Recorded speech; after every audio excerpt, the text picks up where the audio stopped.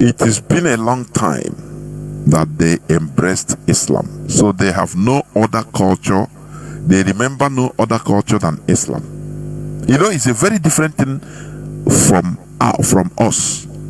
Christianity was introduced into Igbo land in 1857, 1858, which is not long ago. This is the luck we have. That is why we are even talking about going back to our roots.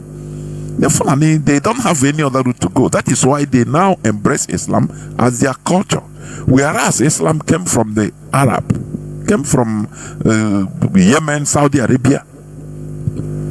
Are you hearing me? So that is it. But we are lucky that Christianity didn't come to our land only recently.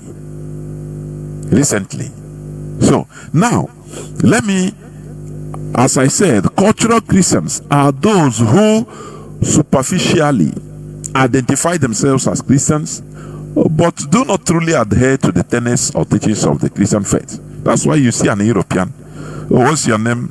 Even if we answer Christian, my name is Christian. Are you a Christian? He say, yes, I'm a Christian.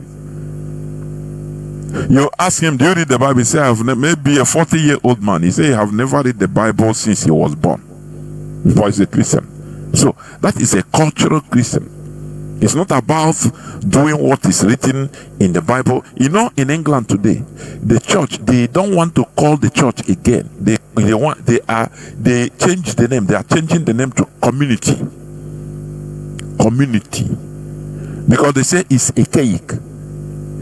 You check things. Advancement is changing things. The same way when we talk about going back to our roots, some people think that it is Gabrunzona, Nana spirit. No, we are no more in that world, that time of when you go and consult spirit. This no. What is the need? Whereas I can speak and the whole world is listening. It's technology. You have taken over. When we talk about going back to our roots, it is about going back to what binds us together. It is about organization.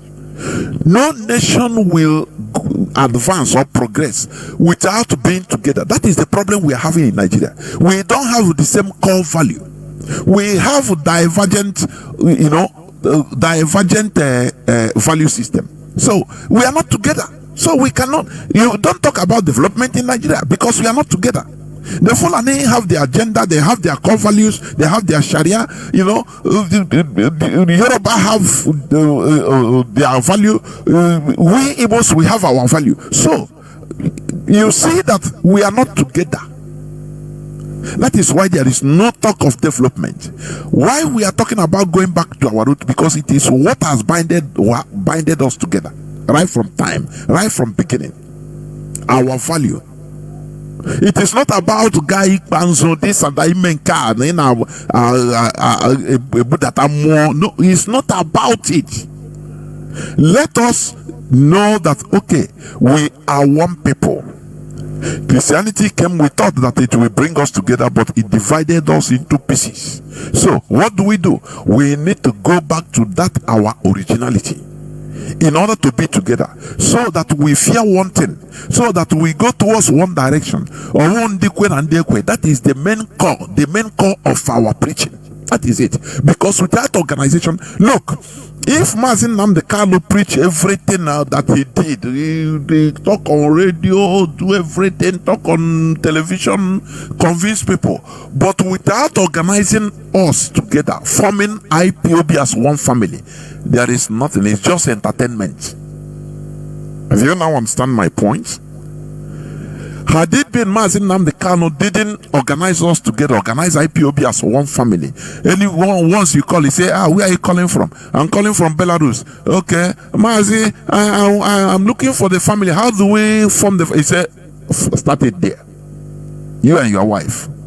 You have wife and children. He say, yes, start it there. Now look for like-minded Biafrans and talk to them. That is how we started. Which means organization is the core, is the key. And this is what we lack. One, in Nigeria, we are not one people, so organization is not almost, it's impossible, completely impossible. As you are talking of advancement, the Fulani, they are talking of conquest. They want to conquer you, they want to turn you, because for them you are an infidel, an unclean human being. So why should they even be in the same country with you? They have to either convert you or kill you. So that is their own way. So the organization becomes impossible. Now in our land, we see that, look, the Christianity we embrace, they Christianize us, we thought that we would be together. Had it been we are together and without foreign influence, because one thing you see, any place, any country you have foreign influence, development is escaping that country. Let me tell you, because that foreign influence or the foreign country will be influencing them for their own benefit. So when you talk about Christianity in our land, you have different churches. They are vying for positions in the midst of our people. You have Catholic, they are answerable to Rome from our land, which is not a good thing. They are answerable to look this war between Ukraine and Russia. Do you know that Ukraine, they are now persecuting, stopping any Russian Orthodox Church, Orthodox gathering, Orthodox Church in Ukraine? Do you know that? Why are they doing that? They want to sever. Because once you cut from somebody, you cut everything, both religion, everything. You cannot say, oh no, I'm independent. Now you still retain the religious part of it. You have a problem. You understand? You have a problem. Why do you have Church of England? Are they not all Christians? Why is the Church of England? Why is the head of the Church of England the King of England today, King Charles? They made the head before everything was centered on Rome, on the Pope. But because England want to be a complete independent country, and they cannot be answerable to Rome. If to crown their king, now Rome have to seek for the blessing of Roman Pope to come, or they will go to Rome. Their king or queen will go to Rome for them to be crowned, to come and rule their people in England. They say no. That is why they now separated themselves and now galvanize and say, okay, now the head of Church of England is the King or Queen of England, English monarchy. So they did it by themselves. It's a human being. They didn't seek for divine intervention. No, they did it with their brains because they know what is good for them. They remove themselves. Religious independence is part of it. Now, when you come to our land, Assemblies of God, the headquarters is in America. So the American pastor will give order on what is happening in Assemblies of God in Biafra land. The government will say something, and the headquarters of Assemblies of God will give a contradictory order. Do you see that? Roman Catholic, the same thing. Now they say you can bless same-sex marriage. You can do this. You can do. They keep our people, our men and women, to be celibates. Whereas we need population. We need them to bear children. But the other came from above. Do you see that? That is, we are not independent at all. That is what we are looking. That when we say going back to our roots, we come to our tenant. So to make decisions, both when it comes to religion, we become independent. We make decisions, not seeking for the verdict of the people up in Rome, in Israel, or in Mecca. No, that's it. If we have holy waters in our land, we can unanimously say, okay, from today our holy water is Orash River, our holy water is Imo River, is Omambala River, is the River Niger, for example. Now we arrange it. Is a human being that works it all. Everything you are seeing in this world is being programmed by man.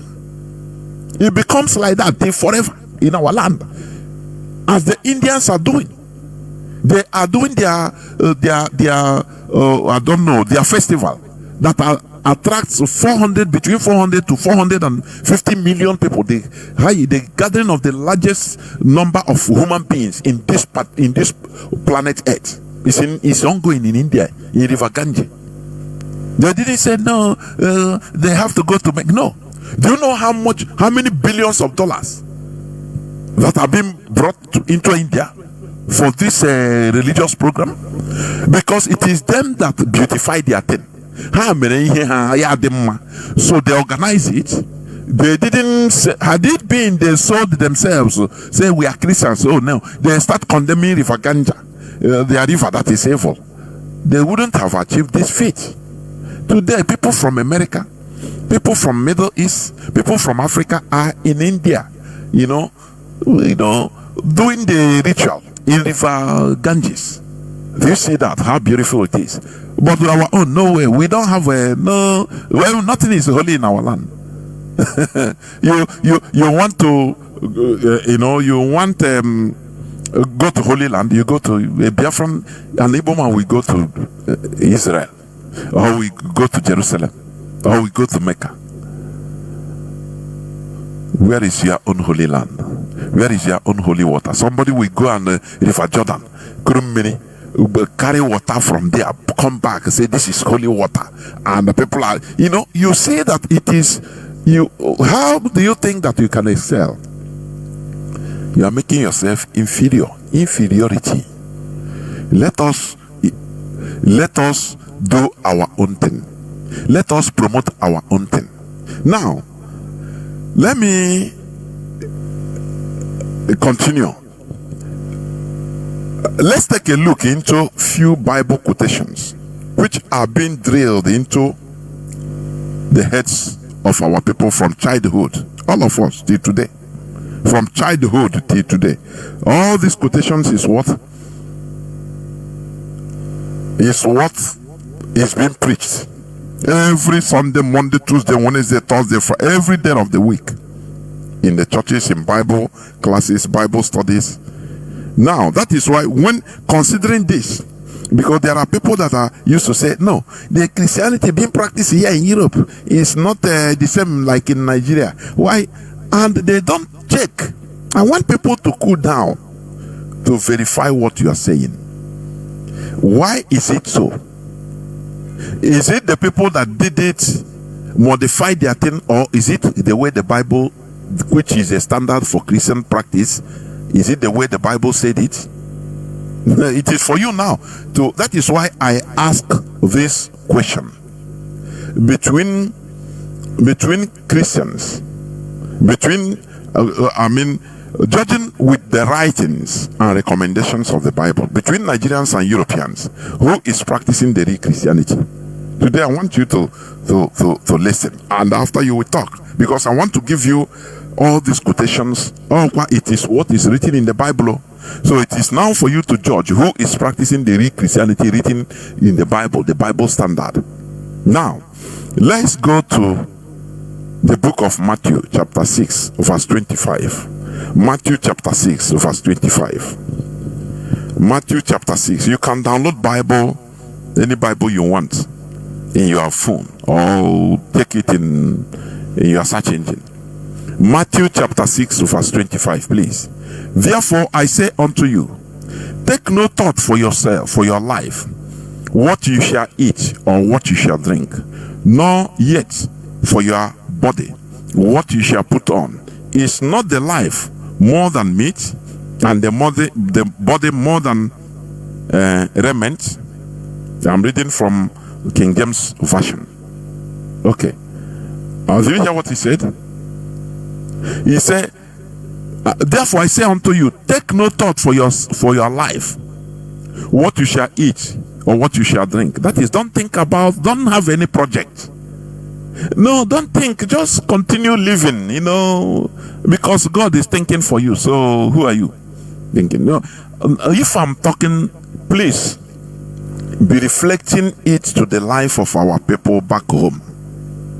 Is it not what they are practicing? Does the Europeans think about tomorrow for themselves? The answer is yes, which means they are not practicing Christianity. Are you seeing it? I want us to be sensible, be neutral in when I brought out New Testament for you not to say. Some people say no, it's Old Testament now. No. What is being preached, what is being written in the Bible, which is the standard, which is what is being drilled in our people's head every day, so that when we say now that Christianity, the religion is the problem that is blocking our people's mindset, people should understand it. We are not making overstatement, please. Now, Matthew chapter 6 verse 25 and 26, let me read it again. Therefore I say unto you, take no thought for your life. Don't think just be a zombie, be a vagabond. Don't think about anything, what you shall eat or what you shall drink, nor yet for what your body, what you shall put on. Is not the life more than meat, and the body more than raiment, that is clothing? Verse 26. Behold the fowls of the air, for they sow not, neither do they reap, nor gather into barns, yet your heavenly Father feedeth them. Are ye not much better than they? Which means he compare human beings with the best of the air. He said, don't sow. The best of the air didn't sow. So why are you worried? Do you now see the reason why when our people are suffering in the miserability, they are happy singing hallelujah, that God is in control? Now how somebody that is being that is being brainwashed with this type of thing, how do you think for him, how do you want him to go and hold government responsible? He tell you that Jehovah was there. Now forget. I know Jehovah was there now. So why should I worry myself? Why should he? This is one of the places that is making our people not to worry. You tell them that, look, what we are suffering, we want to be free. Say no, if God does not protect a place, if Jehovah does not protect a place, the security person is working in vain. So these are the things, when we talk about it, these are things that are molding the lives of our people. Now I want you to, are Europeans thinking like this? Now let me read also Matthew chapter. I have many quotations. I will be fast because I'm late already. Matthew chapter 6 verse 31 to 34. Matthew chapter 6 verse 31 to 34. Therefore take no thoughts, saying, what shall we eat, or what shall we drink, or wherewithal shall we be clothed? Verse 32. For after all these things do the Gentiles seek. For your heavenly Father knoweth that ye have need of all these things. That your heavenly Father know that you have need of all these things. But seek ye first the kingdom of God and his righteousness, and all these things shall be added unto you. Now tell me, when our people are reading this and they are going Bible study Monday, Tuesday, Wednesday, Thursday, Friday, Saturday, Sunday, they are working, maybe their work is relegated to secondary. Are you going to blame them? No, let us be sincere. They will quote for you, this is what is written in the Bible. Seek ye first the kingdom of God. So they are seeking the kingdom of God. Every other thing, work, going to market is secondary, because he believe God will do. He said, don't think of tomorrow. So these are the things that mold the mentalities of our people. And I don't know, somebody will say we should not talk about it. That is not the problem. Okay? Let us tell ourselves the truth. Let us be neutral and tell ourselves the truth. That's why I will open the lines very fast, so that people will contribute. Don't just be sincere, be neutral, and make your contribution. Okay, now let me also go to another quotation, because he said, don't think of what you are going to eat, neither what you are going to drink. Just seek ye first the kingdom of God, which is what our people are doing. That is why during work hour you see somebody carrying megaphone in the market preaching that Jesus is coming soon. Can you blame him? This is what you see in the Bible. Now, when you that is in Europe, you are saying no, the way they are practicing Christianity in Africa is different from here in Europe. Let me tell you something. Those people then are not practicing Christians.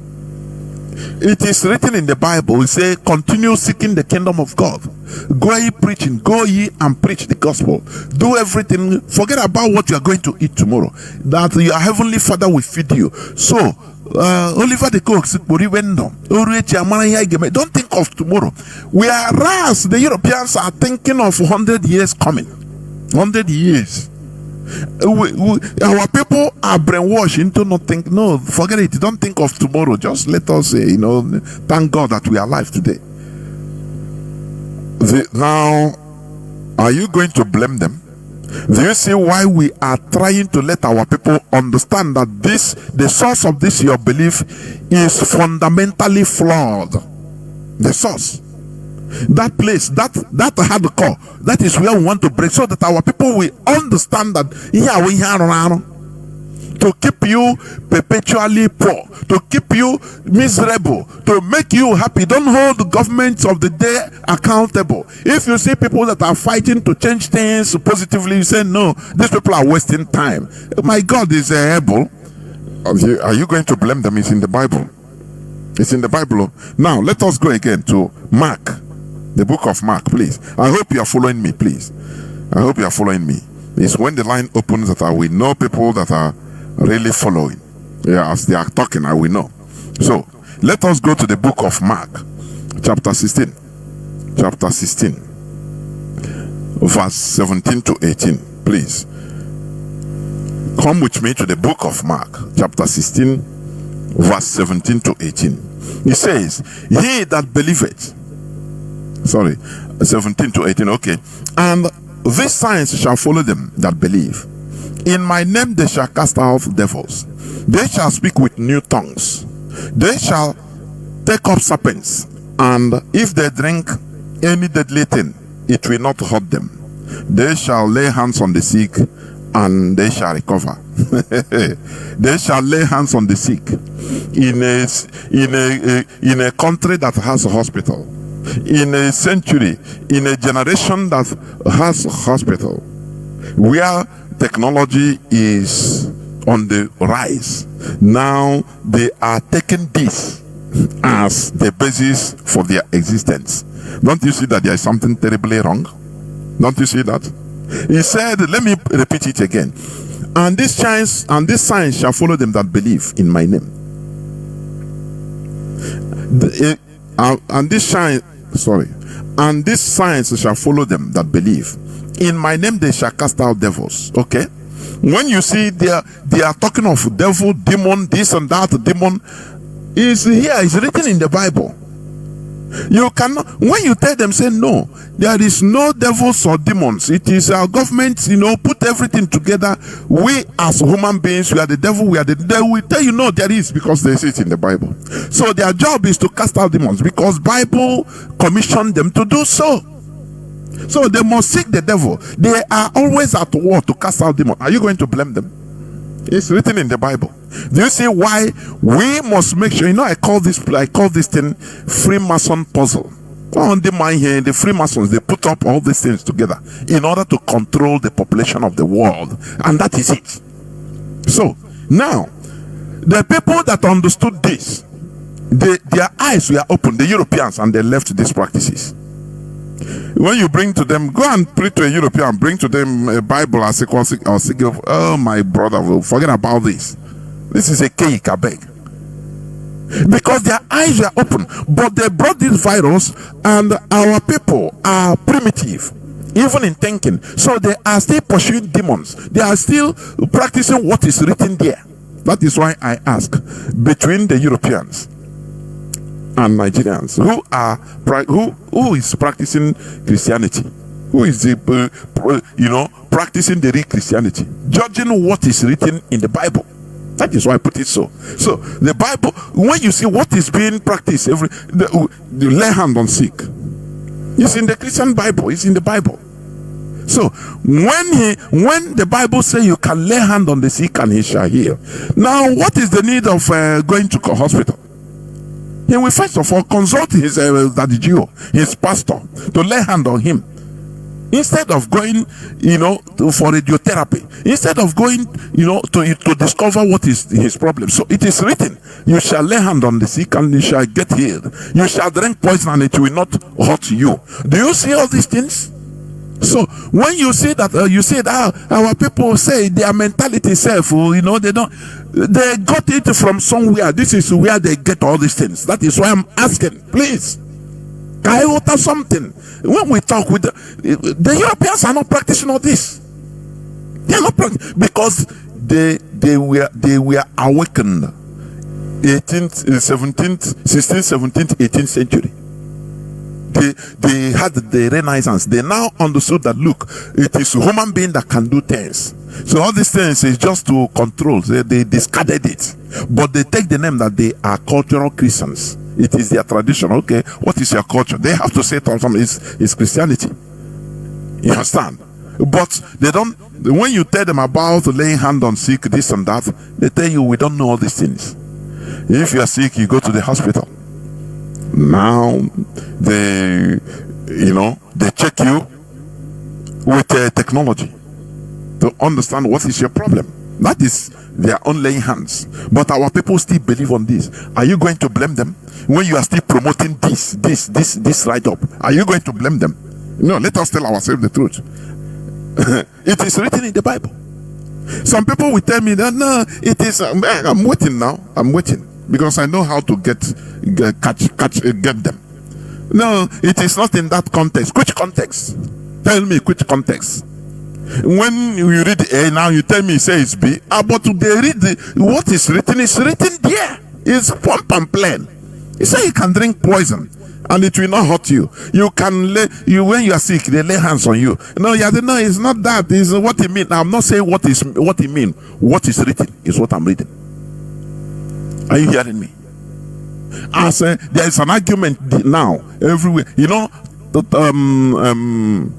The new president, Trump, during his campaign, he said that he's going to stop the Russian-Ukraine war under 24 hours. Do you know what? That's why I like white people. They started counting for him. Immediately he took over office. I saw in many stations, they started counting time for him. And time have elapsed. And the war is not over. So they counted that he has failed. In that one, he has failed not ago. There is no context. He said it in 24 hours. So when coming to interpret it, no, it's not what he mean. He mean no. What he said is what people hear. So what is written here is what we are judging. Stop telling me that no, it's not in that context. It's not in that. Are you the person that write it? You are reading it the same way I'm reading it. So we are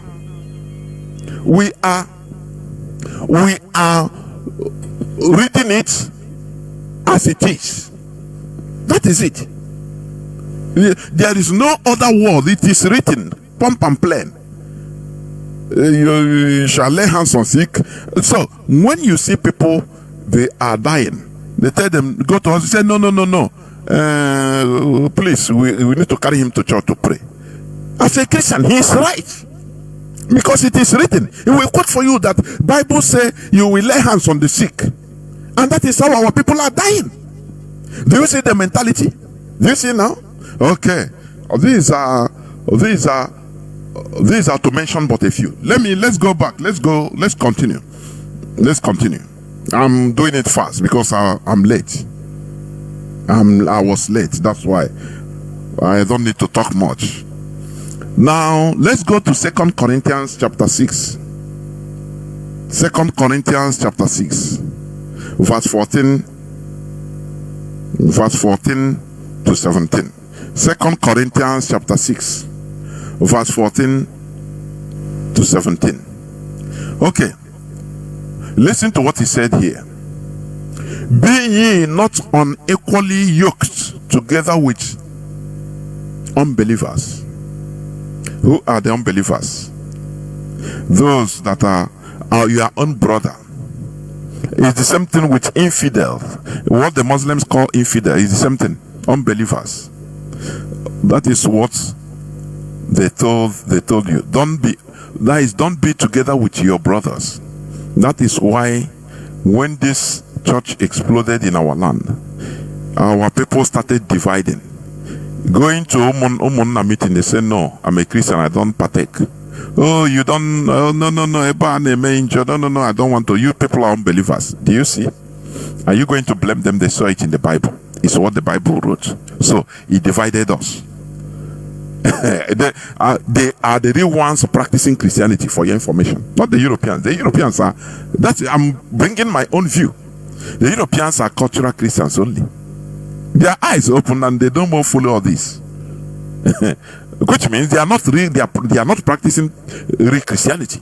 Now let me continue. 2 Corinthians chapter 6 verse 14 to 17. Being not unequally yoked together with unbelievers. For what fellowship has righteousness with unrighteousness? And what communion had light with darkness? And what concord had Christ with Belial? Or what part had he that believeth with an infidel? They say infidel even. So you stay with me doing something as a Christian with Mazi Jonathan. It is not sanctioned by the Bible, for your information. It is not. That is it's not. So he brought stigmatization and discrimination among the same people until you believe, until you accept and be with them. They can now take you as one fold. How then do we say that this is not the problem we are having in our land? Because they are practicing Christianity. Yes, the standard for Christianity is Bible. Practicing, Christian practice is the Bible. You cannot turn it around or start telling me, no, there is a context, it's contextual, it says this and that. That is in your head. What we are reading is what we are seeing. It's what we are saying direct. So when you accept, when they accepted, those that accepted Christianity in our land the first time, they now tell them, you see those your brothers, they are no more your brothers, so they are infidels. Do not go nearer them. Anything you are doing with them, stop it. That is how our land become divided. The same way Ottoman Danfodio divided the Hausas. That there are good, if you are a good Muslim, you don't need to even mingle with your own brother, as long as he's not a Muslim.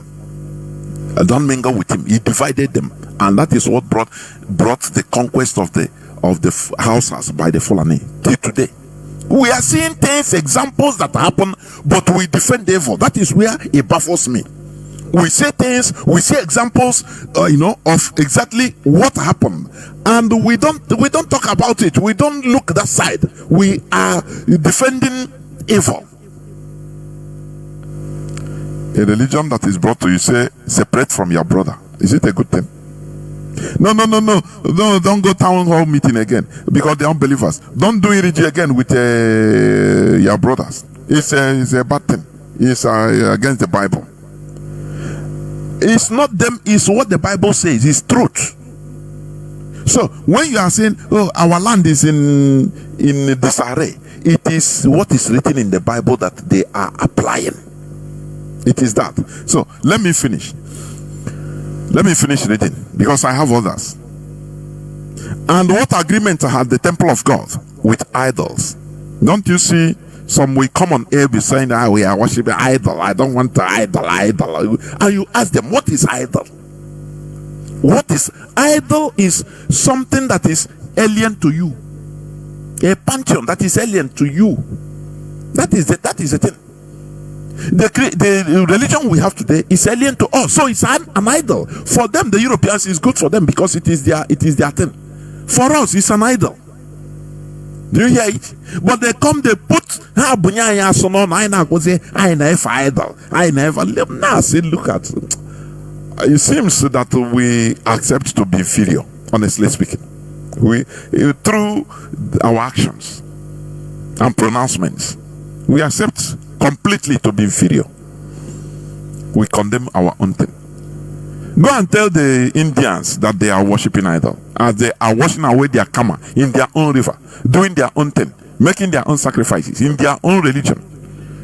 Mind you, they were colonized by UK, for your information. The same way we are colonized, but they failed there. They wanted to form a giant, very big giant Asia zoo, but they failed. That is why they warned Frederick Lugard not to fail as they did in India. So that's why they came to Africa. They created a very quagmirish giant zoo called Nigeria, and hold everybody together. That's it. They introduced religion that is a killer religion, and make us, we accept everything blindly without asking questions, and we are suffering it today. Now, 2 Corinthians chapter 6 verse 14 to 17. Let me continue.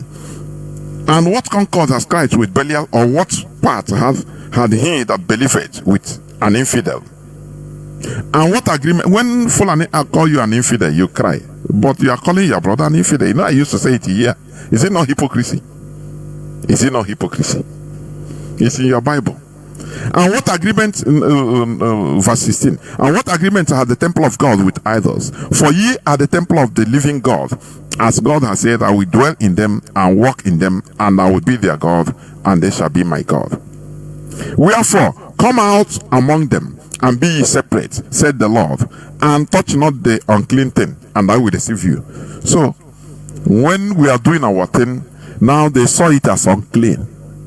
And you are angry if Fulani call you Arne. That is unclean. You are unclean. Do you see the problem? It's not, don't blame them that are saying it, that are doing it, practicing it. I mean our brothers.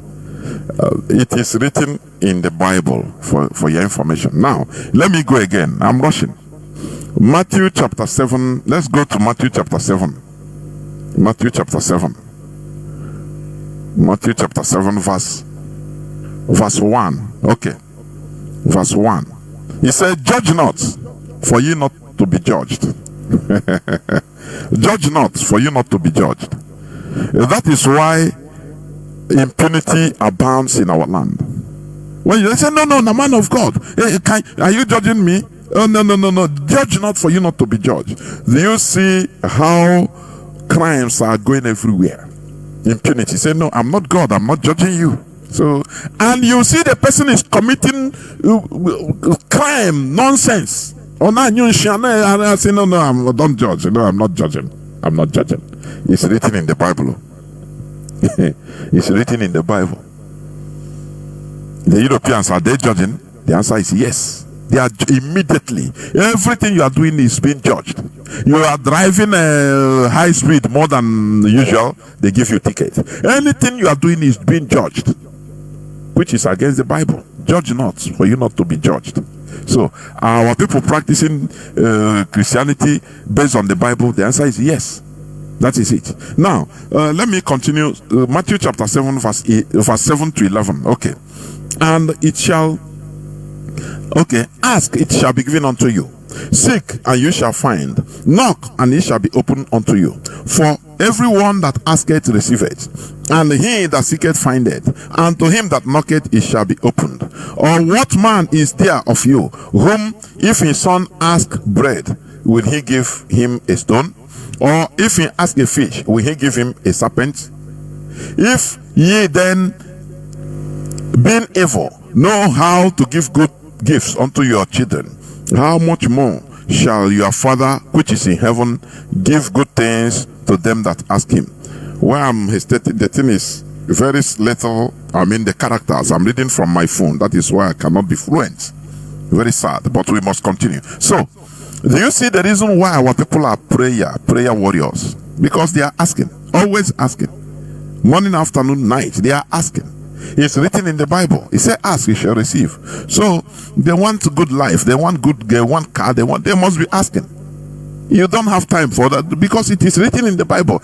Are they practicing real Christianity? The answer is yes. The people, the Europeans that are wise, as many of us in IPOB, they jettison this and the first reality. The Europeans jettisoned it and first reality. And that is why you are longing to go to Europe.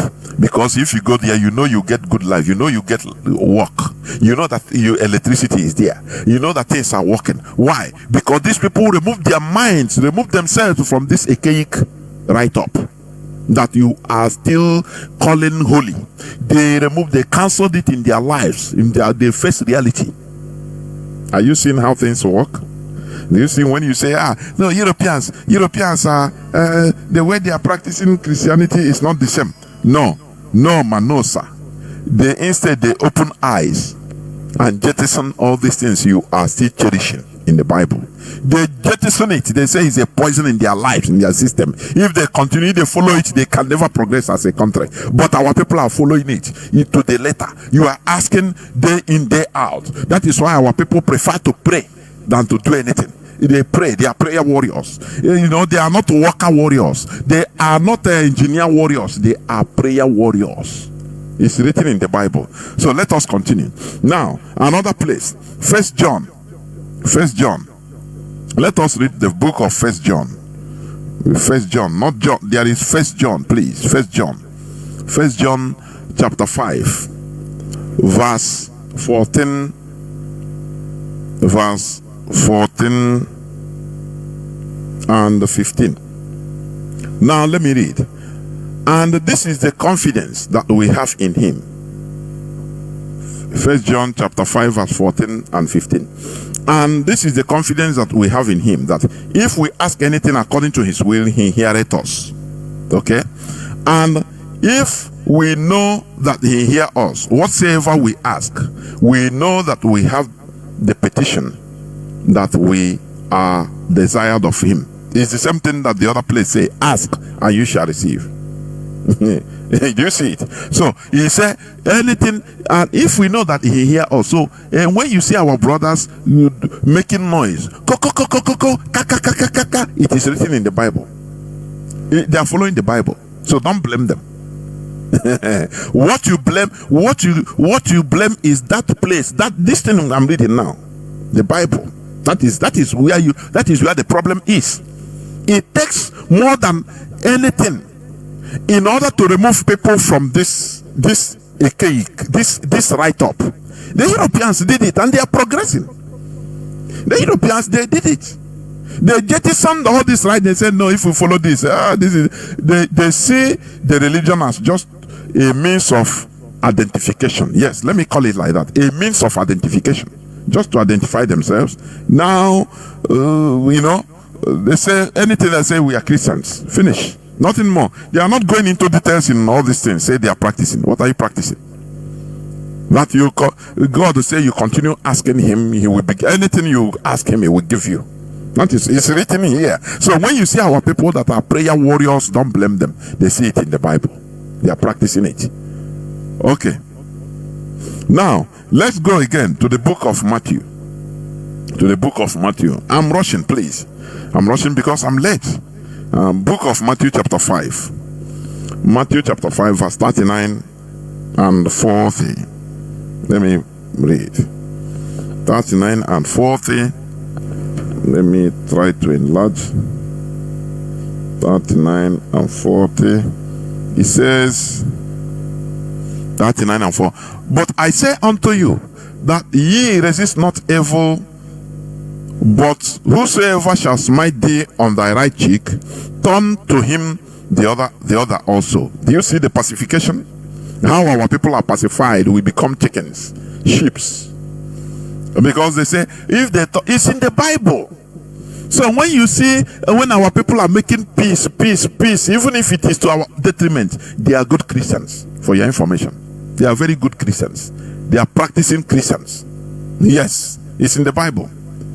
But I say unto you that ye resist not evil, but whoever shall smite thee on the right cheek, turn to the other tick also. So if Fulani they come, they kill us, we cry to God and say, God, God, turn the other side, let them slap, let them, no problem. That is what is happening. That is why Christians, they cannot defend themselves.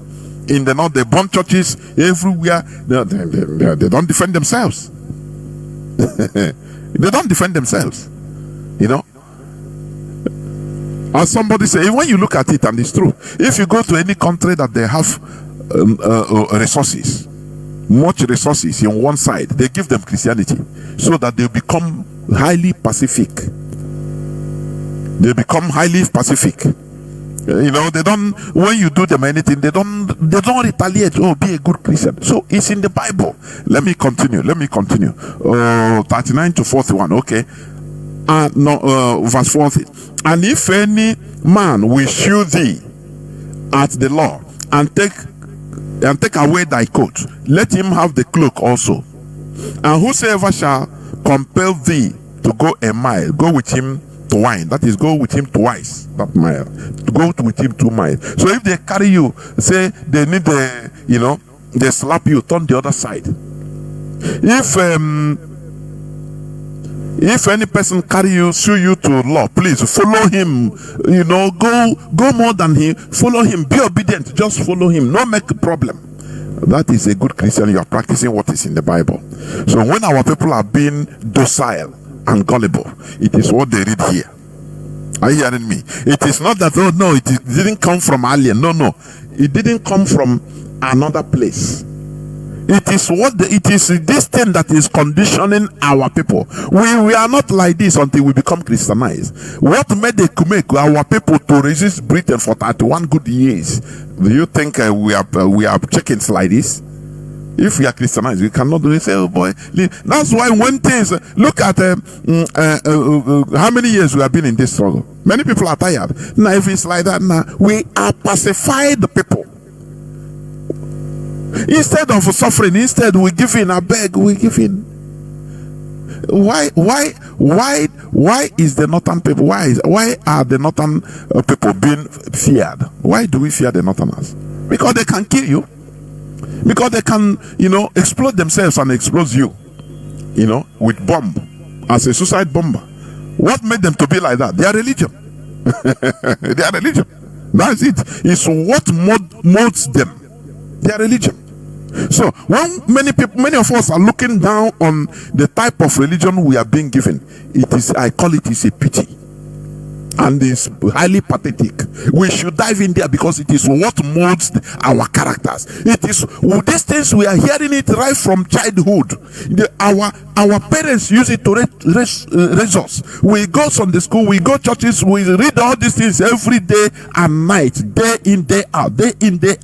It becomes part of us. Now, for you to make heaven, be obedient. If they slap you this side, turn the other side. Don't make noise. Be peaceful. Even if we are dying, we are peaceful. It is what is written here. So we are practicing, our people are practicing real Christianity. Now, let me continue. Matthew chapter 5 verse 44, please. Matthew chapter 5 verse 44. But as I say unto you, love your enemies, bless them that curse you, do good to them that hate you, and pray for them which despitefully use you and persecute you. So if Fulanis are killing us, we are praying for them. It's in the Bible. If you are not doing it, which means you are not a good Christian. For your information, you are not a good Christian. So are Europeans doing this? No. If you hate them, they hate you 1,000 times. They will bomb the hell out of you. They don't care. But we we are pacified. Oh, we see our enemy. That is why when you say, I saw one time, whether last year, in a church, when Fulani headsmen, Fulani terrorists burn many churches, I think in Plateau State, killed many people. In the smoldering church, they burned the church.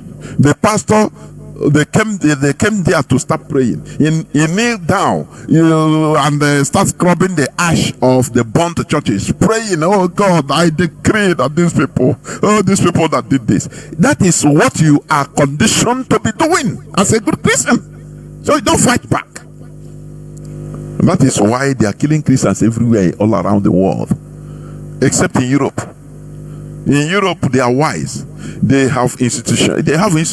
Their government, the whole power is in their government. Their government is protecting them. They don't pity anything. You understand? They are wise. But in every other place in Africa, in Middle East, they are killing Christians because they know that you are powerless.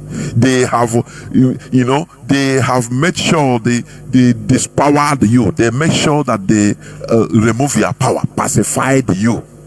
So that before even your enemy will say, "I love your enemy." We quote, "Be a good Christian." It's in the Bible. What are you going to say? No, you start defending yourself. No, I know they do like that, but you're a good Christian. You should be a good Christian. So that's why I ask between the Europeans and Nigerians who are practicing real Christianity. I want you to do that. Why this question came to my head, I used to see people saying, no, the Christianity in Europe is different from that one in Africa. They are not practicing Christians in Europe. They are not. They are cultural Christians. No that and no peace. They are wise people. Their eyes open since 200-300 years back, and they jettisoned all this nonsense. Say they cannot progress if they are adhering to what is written here. We will bring them down. That is what caused the revolution. They become empowered. They say we will keep Christianity as our identity. When Christmas comes, they just do festival, all those things, just play and have make merry. But all these things they are talking, they don't even read Bible. They don't read it. So who are the good Christians? In Nigeria, they are practicing it, and we are seeing the evil result. And we are not blaming the cause. Instead, we are saying, what is the problem? The problem is this: why our people are pacified is what I'm reading. That is the source. So we need to deal with it. That is why I'm bringing it out. We need to be dealing with it. It is what is written that they are practicing. Until you go there to destroy, to tell them that, look, all these things is written in order to pacify you, to make you powerless, to disarm you. Now their eyes will be opening. Act like human beings we should be. Not like sheep. We should never be compared to be with birds of the air, or flowers of the field, or sheep. No, we are human beings with brains. Advanced human beings we are. And we should be making use of our brain. And some people are seeing it in another way around. Now, let's continue. Matthew chapter, he said, love your enemies. So Matthew chapter 5 verse 44, love your enemies. So the Fulani that are dealing with us, killing us, don't worry, love them. Love them, pray for them to repent. As you are praying, they will come and cut off your neck. Others will continue pray, because when you die, you don't know that you are dead. Are you hearing me? It becomes a problem to others, as I put on my timeline. Likewise, when you are stupid, you don't know that you are stupid, but it becomes problems to others. That is it. So when you are praying for your enemies, they come, they kill you, they fall and they kill you, cut off your neck, you don't know that you are dead. Others will be praying for their enemies, praying for them. Oh, God bless them. It's in the Bible. If you are not doing it, which means you are not a good Christian. That's it. Now, let us continue. Ephesians chapter 6. Ephesians chapter 6, please. I'm rushing, honestly, because I want people to talk. If you have a contrary opinion, please, I love it. Call Ephesians, the book of Ephesians. Ephesians chapter 6 verse 12. Chapter 6 verse 12. For us to understand what we are in, the main cause of our problems, the main thing that molds our characters, the way we are behaving. Ephesians chapter 6 verse 12. For we wrestle not against flesh and blood, but against principalities, against powers, against the rulers of the darkness of this world, against spiritual wickedness in high places. Is it not clear? So when you say let us fight to support ESN, you say we are not wrestling against the flesh and blood. They are prayer warriors. They are in there praying and wrestling against the principality. They say they are spirits, they are spiritual powers. And I tell you that everything that is happening in this world is physical. Well, look, so from time to time you watch the war. You know, wars now are like video games, and it's people that are being killed. That is technology. Watch Ukraine-Russia war. Food YouTube now. You see how, you know, the control room, they have everything. They are watching everything. The drones are how we are drones. You know, you see, it's just like video game. It's physical. That is the extent to human beings have reached. And here they are telling you that your warfare is not carnal. It is not against flesh and blood. It's against what? What are we fighting? Restoration of Biafra. Is it not because they are killing us? Because they are stifling us physically, not spiritually. Physically, they are killing us. There is what are we shouting about? Roadblocks everywhere in our land. Physical. They are taking money physical from us. They are killing us physical. Is it spirit? That is what we are fighting, and that is why we are using our brain. We should use our brain. But the Bible tells you, no, don't fight. It's not a physical fight. You are fighting against principalities and powers. You are fighting against demons in the high places. Who are the demons? That is why Christians, they will not lack demons. They will continue looking for demons to cast. It's written in the Bible. So they are practicing good Christianity. The real Christianity is in the Bible.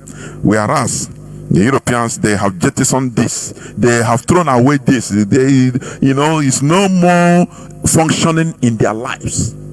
And they are progressing. And you love to go there. Because you go there, you walk. You go there, you start making money. You go there, if your idea in Nigeria as a non-entity, you don't have nothing. You go Europe at least. Before you know, you start making money. Because these people, there is something they did. And when we are telling ourselves, let us do the same thing the Europeans did. He said, no. Bible say. And it is that Bible say that the Europeans jettisoned. They throw it away.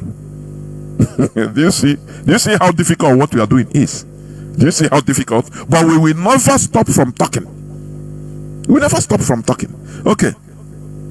So here it tells you that Ephesians 6:12, for we wrestle not against flesh and blood, but against principalities and against powers. So when you tell somebody, a good Christian, say, join us, support what we are doing, ESN, everything. Say, no, we are not wrestling. You people should stop this. The warfare we have is against principalities and powers. Stop wasting your time.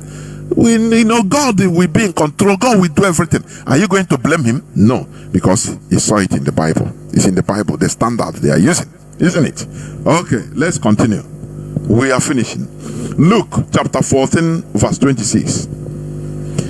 Okay, he said, if anyone comes to me and does not hate his own father and mother and wife and children and brothers and sisters, yes, and even his own life, he cannot be my disciple.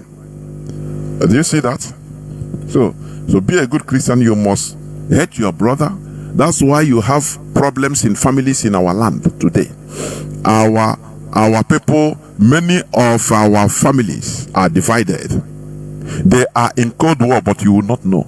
Because the wife there, the woman there is more obedient to his pastor than to his husband.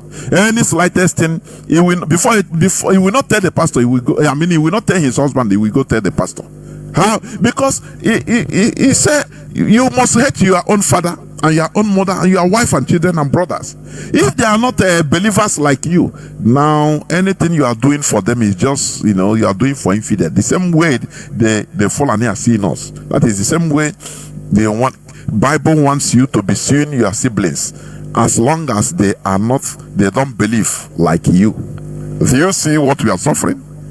Do you see the problems that is inflicted on us, that we are suffering in our land? But when we want to talk about it, they say no, don't go there, don't go too much there, it will bring this and that. But that is the core of our problems. That is the core of our problem, the core root of our problem. So let me stop there. I say, with the above Bible write-ups and more, are Nigerians practicing Christianity more than Europeans or vice versa? I want you to answer it. With the above Bible write-ups and more, are Nigerians practicing Christianity more than Europeans or vice versa? Also, take note that the Northern Fulani Caliphate are hostile to other non-Muslim religions because it is what they also learn from reading the Quran. Because religion, that is your way of life, is before 16th century, there is no, the word religion did not come out. For your information, this word religion from religare, it came out to be in use from 16th century, from the era of Reformation. Before, what people talk about, what they say, the word that replaces it is the culture and tradition, and nothing more. There is nothing like religion. There was nothing like the word religion before. So it's a word that came out in 16th century, 400 years back only. You know. So, but now it is something that brings division. Look at our group. Look, it's not our own. This is their own. It's their group. So when seeing all this, you see that it is what molds our characters. Religion is what molds the characters of people. The Fulani, they are what they are today because it is what molds their character. The Quran tells them to kill infidel, and they are doing it very, very well. Don't you see that? They are doing it very, very well. Because they saw it in the Quran. It's there. So Christians, our people that are Christians, they tell you be pacific, be obedient. If somebody slap you, don't slap it, turn the other ear. And our people are doing it very well. Continue praying, begging. Don't think of tomorrow. Does our people have a plan? Igbo people, do we have any, if not the coming of IPOB, do we have any program, any policy, any plan for tomorrow? The answer is no. Just do your thing, pray to your God for your own miracle, for your own personal experience. That is there. So it is the origin is from what we are reading from the Bible. Are you hearing me? I will go into a few minutes break, so that when I come back, I will quickly open the lines, because as I say, it's an interactive session and I rushed it because I had many things to say, but I will leave it here even for another time. Maybe we'll continue the interaction, but I will go into a few minutes break so that when I come back, I will open the line so that people will start calling in. Please do not go away. Looking at the alphabet sheet reminded me of the fact that not much has changed in the education curricula in Africa. Some decades back, I was taught out of a similar alphabet sheet. And because of that, I struggled for years.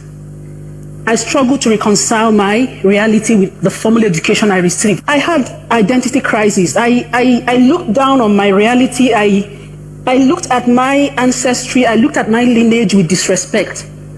I had very little patience for what my life had to offer around me. Why? A is for apple. A is for apple.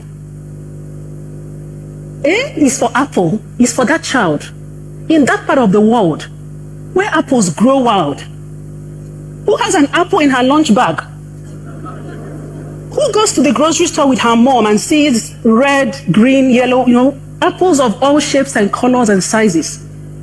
And so introducing education to this child with an alphabet sheet like this fulfills one of the major functions of education, which is to introduce the learner to an appreciation of the learner's environment and a curiosity to explore more in order to add value. In my own case, when and where I grew up in Africa, apple was an exotic fruit. 2-3 times a year, I could get some, yellowish apples with brown dots, signifying thousands of miles traveled, warehouses stored in to get to me. I grew up in the city to very financially, comfortable parents, so it was my dignified reality. Exactly the same way cassava fufu or ugali would not regularly feature in an American, Chinese, or Indian diet. Apples didn't count as part of my reality. So what this to me, introducing education to me with A is for apple, made education an abstraction. It made it something out of my reach, a foreign concept a phenomenon for which I would have to constantly and perpetually seek the validation of those it belonged to, for me to make progress within it and with it. That was tough for a child. It would be tough for anyone. As I grew up and I advanced academically, my reality was further separated from my education. In history, I was taught that the Scottish explorer, Mungo Park, discovered the Niger River. And so it bothered me. My great-great-grandparents grew up quite close to the edge of the Niger River.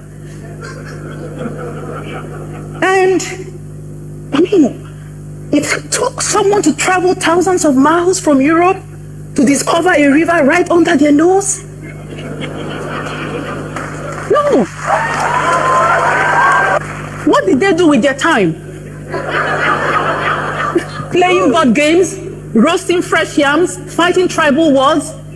I just knew my education was preparing me to go somewhere else and practice and give to another environment that it belonged to. It was not for my environment where I grew up. And this continued, this philosophy undergirded my studies all through the time I studied in Africa. It took a lot of experiences and some studies for me to begin to have a change of mindset. And I will share a couple of the remarkable ones with us. I was in the United States in Washington, D.C., studying towards my doctorate. And I got this consultancy position with the World Bank Africa region. And so I remember one day, my boss, we were having a conversation about, on some project. And he mentioned a particular World Bank project, a large-scale irrigation project that cost millions of dollars in Niger Republic that was faltering sustainably.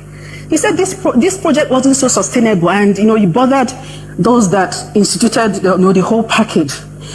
But then he mentioned a particular project, a particular traditional irrigation method that was hugely successful in the same Niger Republic where the World Bank project was failing.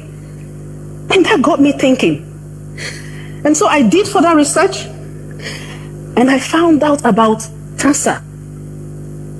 TASA is a traditional irrigation method where 20 to 30 centimeter wide and 20 to 30 centimeter deep holes are dug across a field to be cultivated. And then a small dam is constructed around the field. And then crops are planted across the surface area. What happens is that when rain falls, the holes are able to store the water and appropriate it to the extent that the plant needs, the water. The plant can only assimilate as much water as needed until harvest time.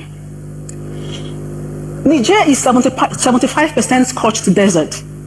So this is something that is a life or death situation, and it's been used for centuries.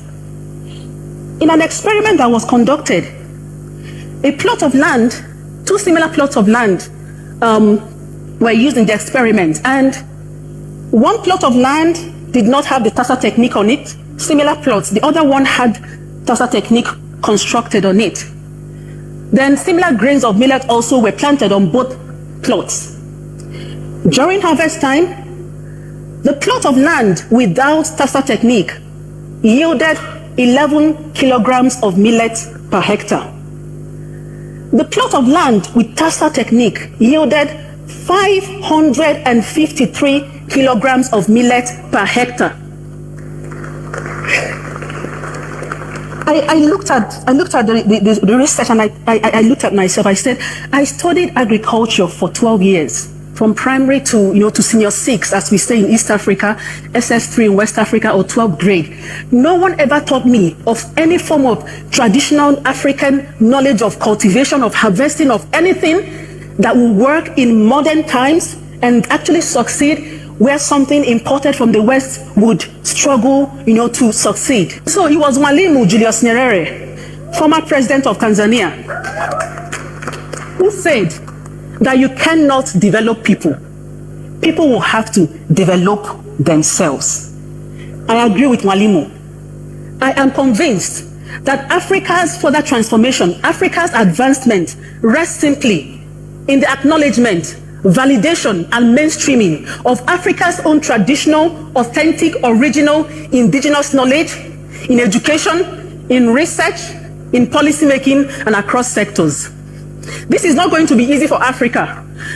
It's not going to be easy for a people used to being told how to think, what to do, how to go about it.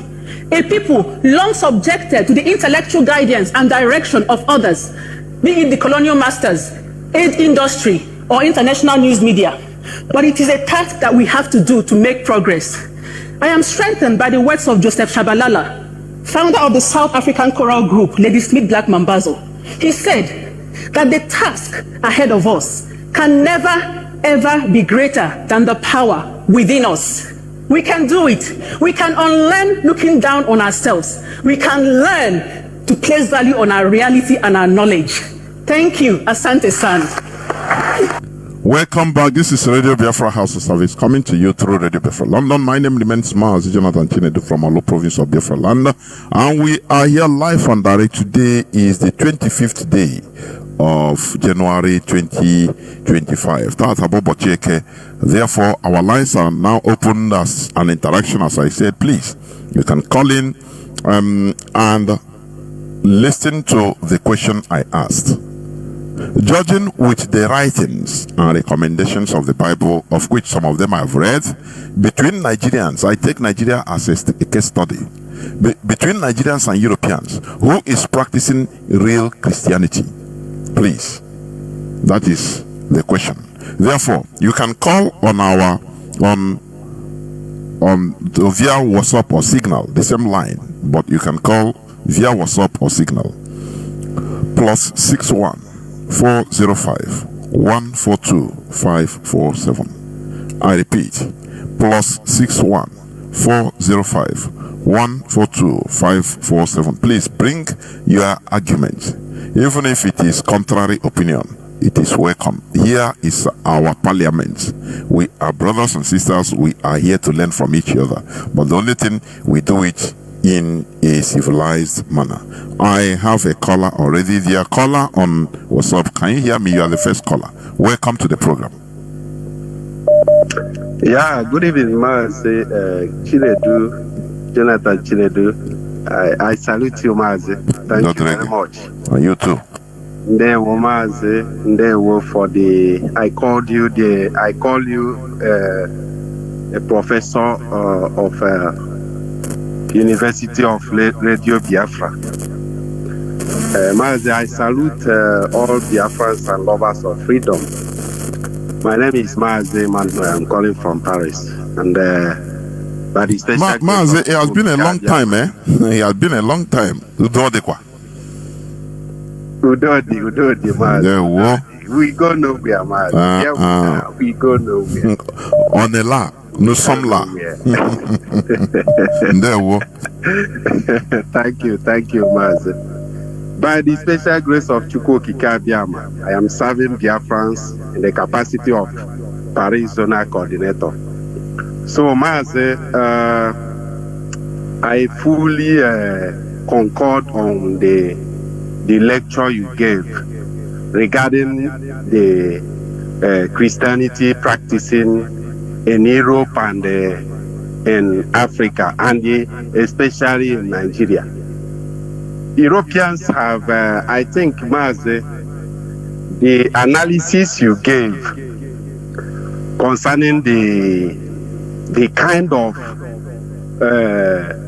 the way they open their eyes so quickly and realize themselves, they now push it down to Biafra, to Nigeria, or even in any other country in the world. If you look at what baffles me sometimes and what always makes me to be a kind of messed up with these Western Europeans regarding the Christians is the lack of empathy on their own side. You know, in Nigeria, they are still practicing the Christian with emotion, and they will preach to you what Bible say, and this and that. But in Europe here, to them, they don't. Sometimes I have been asking myself, are these people really Christians.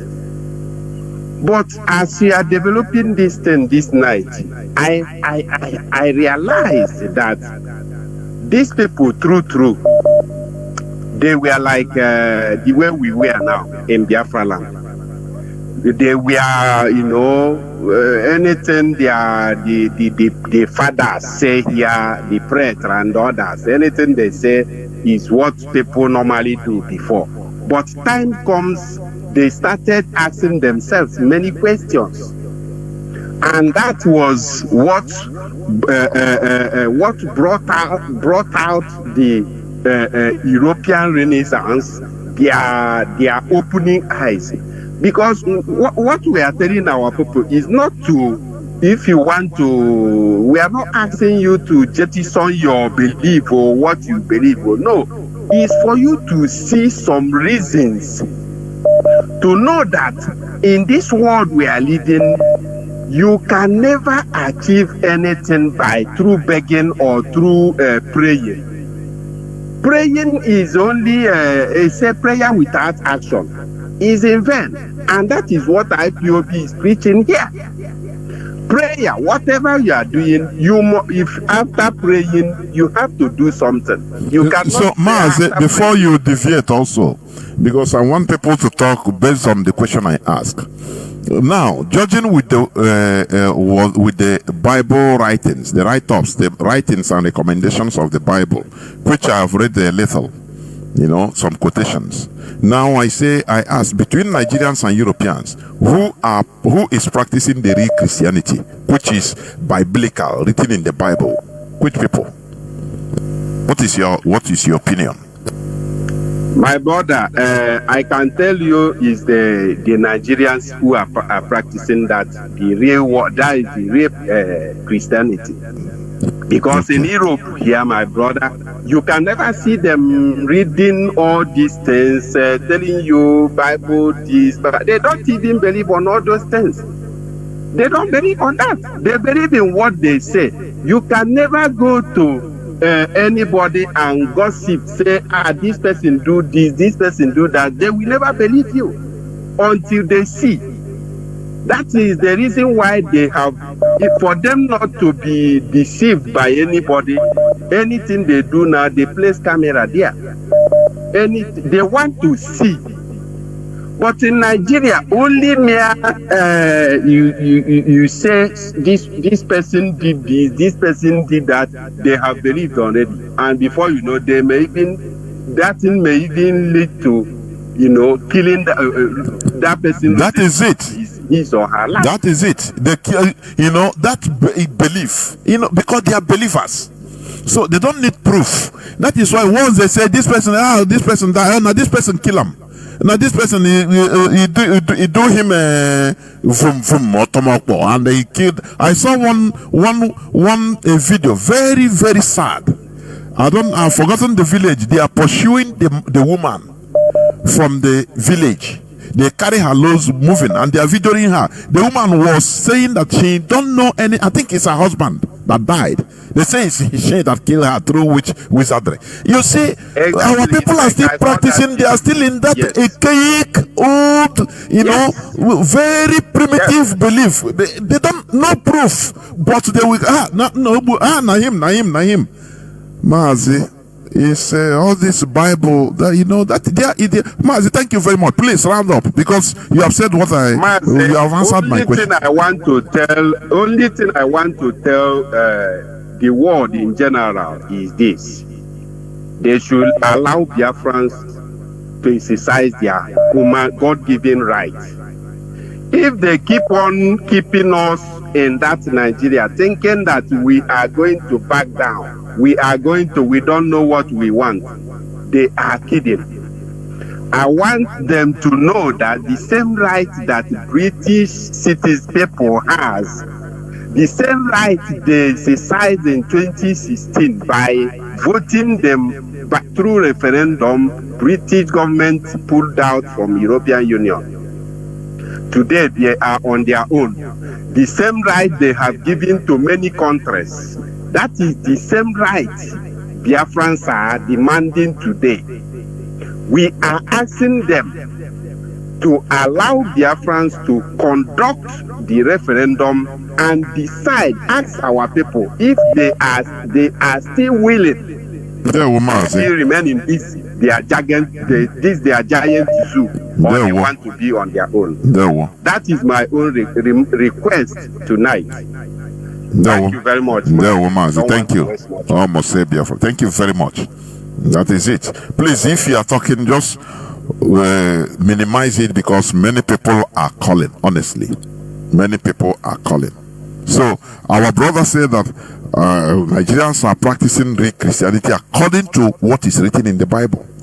Where is it leading? Are you now seeing the problem we have? Because our people are saying, some of our people are saying, no, what is in the mentality of our people self?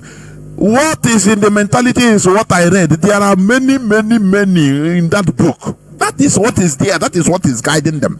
He tell them that you are fighting against demons. He said they have demons and this and that. So you have to, that is belief. You don't see, you believe.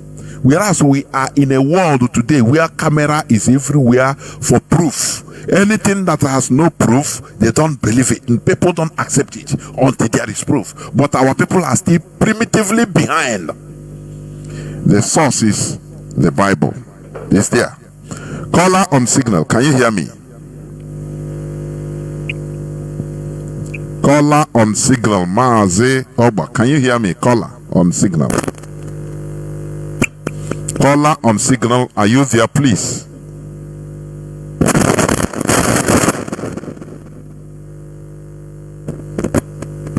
Mazi, are you hearing me? Please, you can call back, please.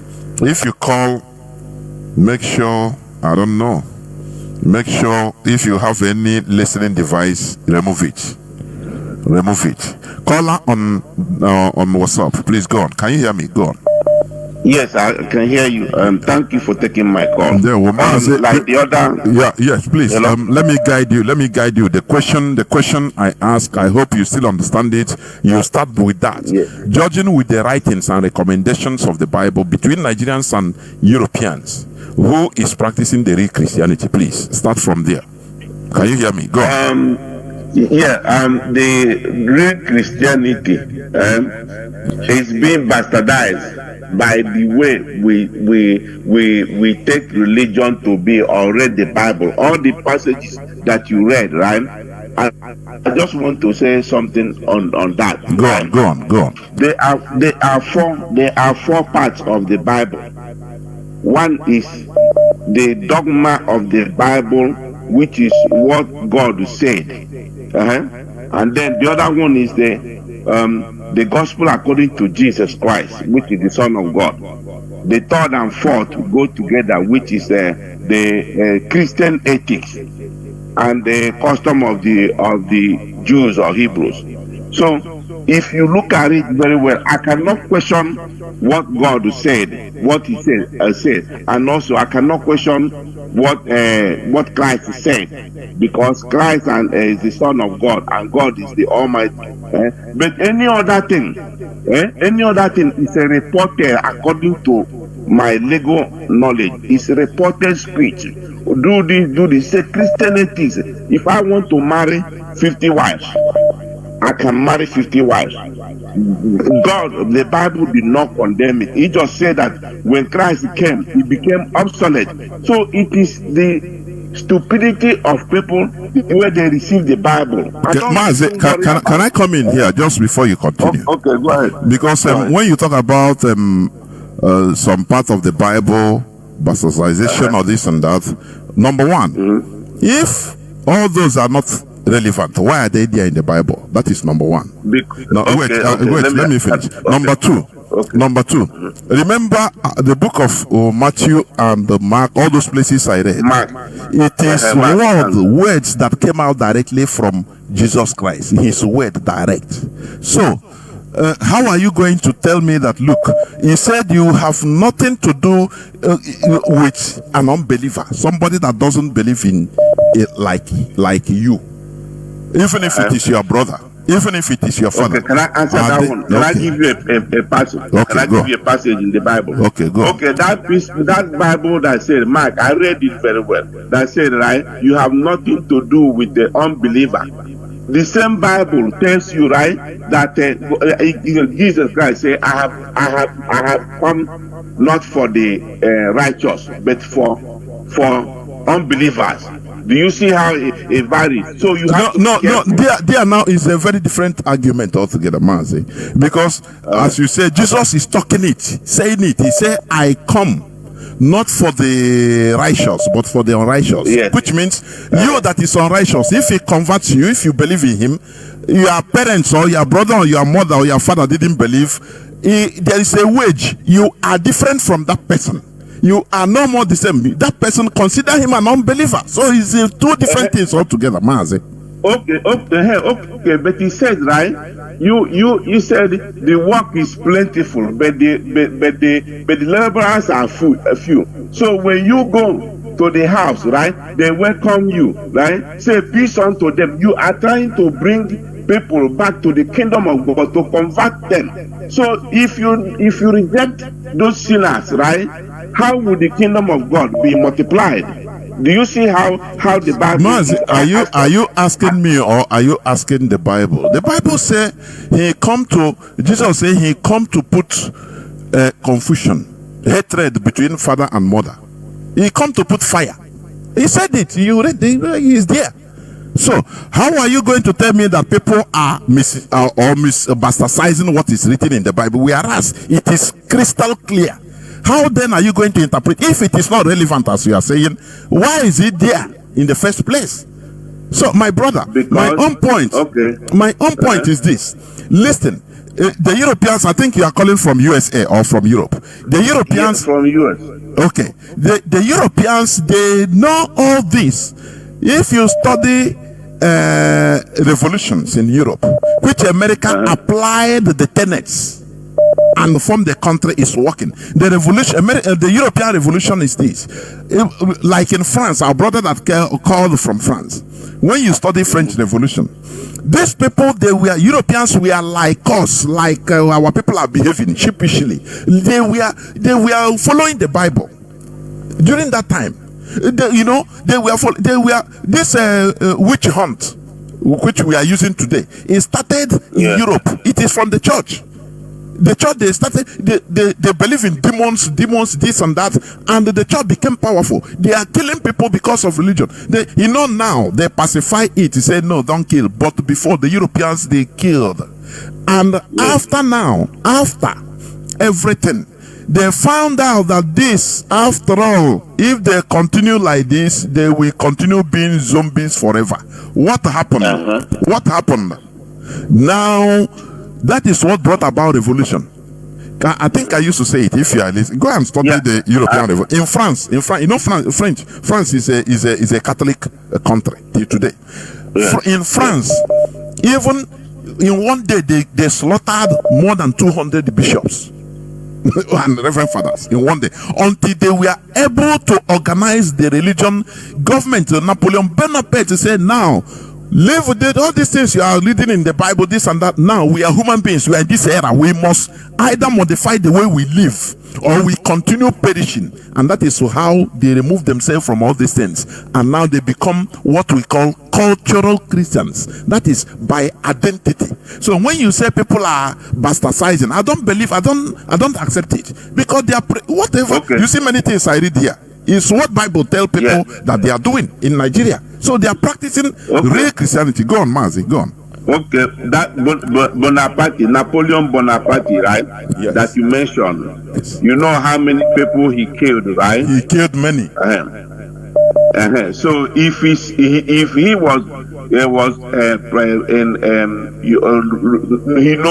he knew God, right? But God said, "Thou shalt not kill," and he killed. Would he be able to kill as many people as he killed? He died at the age of 21 years after killing all those things, and he regretted. So no, Mazi, don't say history. He didn't regret nothing. Napoleon Bonaparte is the person that brought in the era of New France they are enjoying today. France is enjoying today, for your information. But they are still not believing in God. They still have their addition, their esoteric power, which is the Knight Templars. Mazi, leave all those esoteric and exoteric power. All these are things that are you believe. You don't have any proof. The issue is, once people are awakened, they energize the human beings to work. I am surprised that you are in USA and you see how things are working.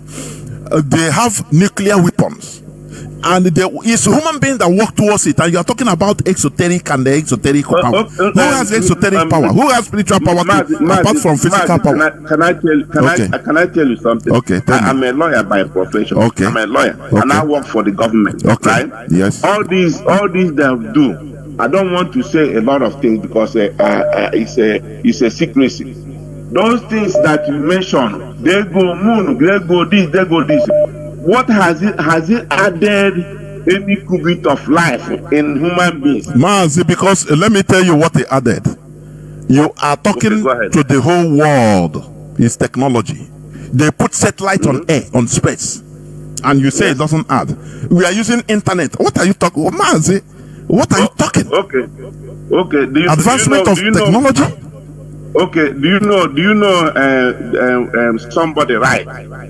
The person that made Weibo, right? The rich brothers. No, not that one, not the airplane. I'm talking about the person that created GPS. It's a woman, somebody, right? She's still alive. Okay. And this, right? She didn't go to moon. She was trained in Black American Primary School in Virginia, Black American University, and she was able to develop mathematics, which she used now to GPS. Mazi, in all these things you are talking, you are still coming to my point. It is human development, not any spiritual development. No spirit. But you are telling me because you know why I'm telling I enter here, because you are talking of esoteric power. Because when you talk about esoteric power, you now enter into spirit. They are doing spiritual world. That's why. No. They are doing things, right, to discredit God. That is what I'm saying. It's a battle. They are doing good. Let me explain to you something, right?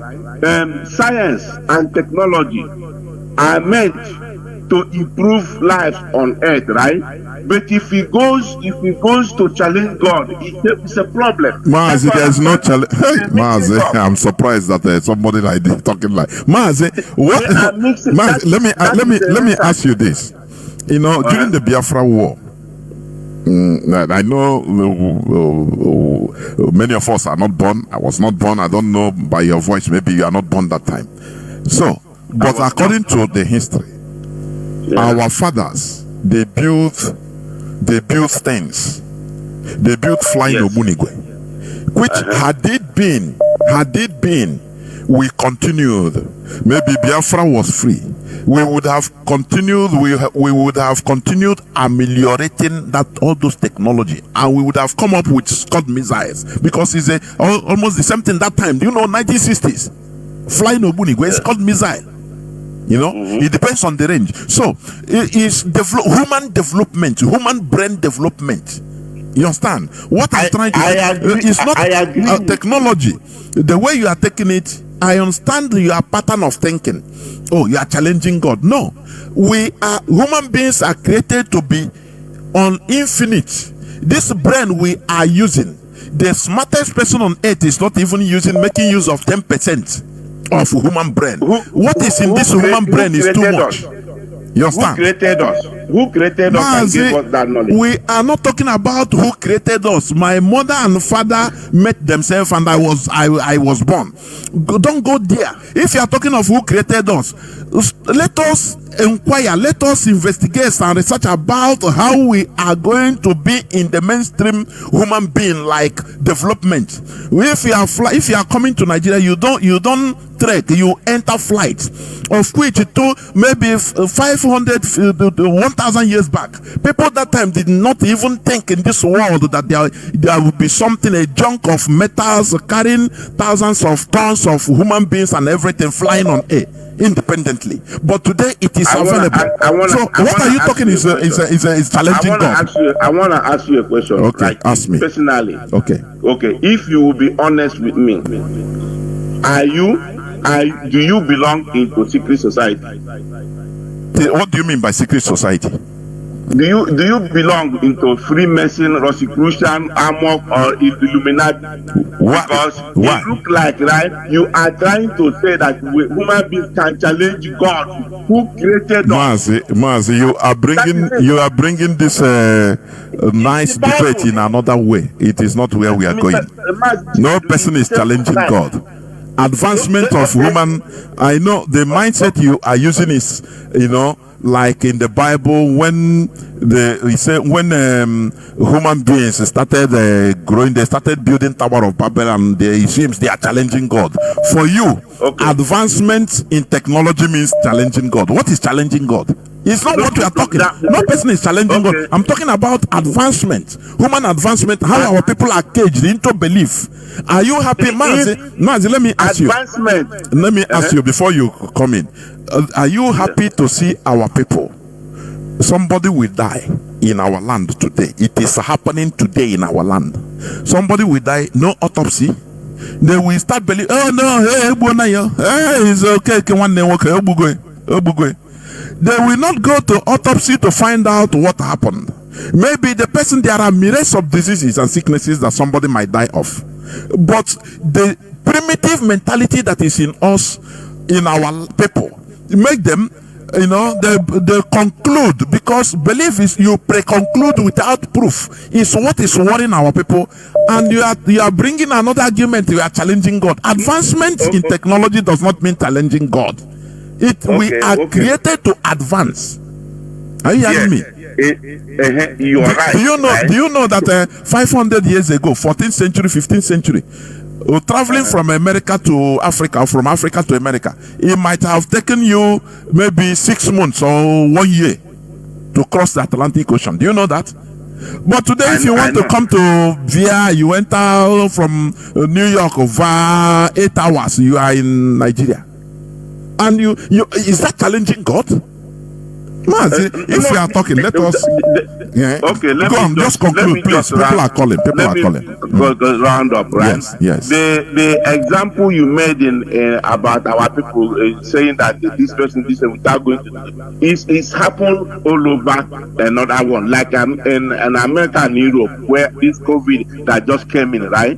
There are people who said it's a conspiracy theory. They are. It's a different thing altogether. I think. No. It's a different thing. Please. No, please. Thank you very much for your call anyway. I agree with you to an extent, but I'm saying that we should not do technology to challenge God. That's all I'm trying to say. All right. Thank you very much. That's the beauty of it, please, everybody have the right to express himself. Please. Let us not maybe start calling and start blaming. Why is it? No. We are here to learn from each other. Please, that is what I'm saying. Please, so that people that calls will not start talking about that person. No. Let us accumulate everybody. It is his way of reasoning, the way he understands things. That's it. So I don't know how things. Maybe technology is challenging God. I don't know. Our brother. I don't know. Maybe. Mazi Joe, can you hear me? Please, you're online since. Can you hear me, Mazi Joe? Hello, Mazi. Good evening, sir. I can hear you. There, Mazi. There. Yes, sir. Mazi. Since when I read the program, what you wrote about this program, inside me I was like, these are thought-provoking questions, and can our people be sincere enough to answer the questions? You know, the words, what you read out from the Bible is exactly what our people are practicing in Nigeria, or let me say generally in Africa. You see, our Igbo people and Biafrans in its entirety have not really sat down to ask themselves, what is the benefit of that going to church every Sunday to them, economically, financially? Mazi, before you continue, please. Yeah. Just start by answering, putting your view on the question I brought out. Between judging with the writings and recommendations of the Bible, between Nigeria, we are talking, I don't want to go into Africa, because Nigeria is our case study, is our own reality. Between Nigerians and Europeans, who is practicing the real Christianity according to the Bible? Please start from there. Okay. Nigerians are the ones practicing the real Christianity that the Bible, they are the ones practicing the words inside the Bible, while the British who brought it are practicing the opposite of the Bible. The British practiced it before, but after their revolution, a lot of things changed. They decided, okay, we are going to move forward. Then we are going to carry this path that we left behind. We'll take it to those people that we enslaved. So that was what they came to dump on our people. And our people are still continuing with that without asking questions. I hope I have been able to answer that question, Mazi. Go on, yes, go on. Everybody, you put your own view, and you'll be ready to defend it. Go on. Yes. So now, what I took out of those passages you read in the Bible is that, you see, the words in the Bible are spells, good spells, God spells that have been used to tie down our people. People read some verse in that book, in the Bible, and they use it to, they want to use it to put it on themselves, to believe that those words are going to provide electricity for them, believing that those words are going to provide a smooth road for them, believing that those words, that they are going to live a free life, that God is going to provide for them the food that they will eat, God is going to provide the good roads, He's building mansions in heaven for everybody. I mean, our people have still gotten lost inside this Bible, that they have forgotten that what are they going to leave behind for their own children? The people that brought this Bible, let's start from King James, who translated the Bible to English from Latin after he left the Catholic Church. Man, these people translated this Bible for their own self, and they've been using it to, colonize people within their commonwealth, including us in the Igbo. Now, luckily for some of us, we have been able to draw out ourselves from this docility that the book, the Bible, the words, have turned us into. Yesterday, Mazi, I was watching, I think it was yesterday, I was watching a video where some Igbo women were kneeling on the stand, and they were like, using their we are crawling. I posted it even on my, they were crawling. begging and praying, calling I felt Jesus to do things for them. That's it. They have to torture themselves to the way of the cross. Yes. You know, Mazi,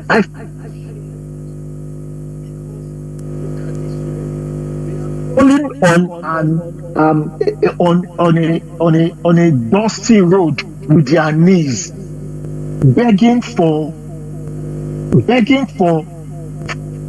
somebody's spirit to come and tar that road for them, begging a spirit to come and do something for them physically that they that are alive can do for themselves by themselves.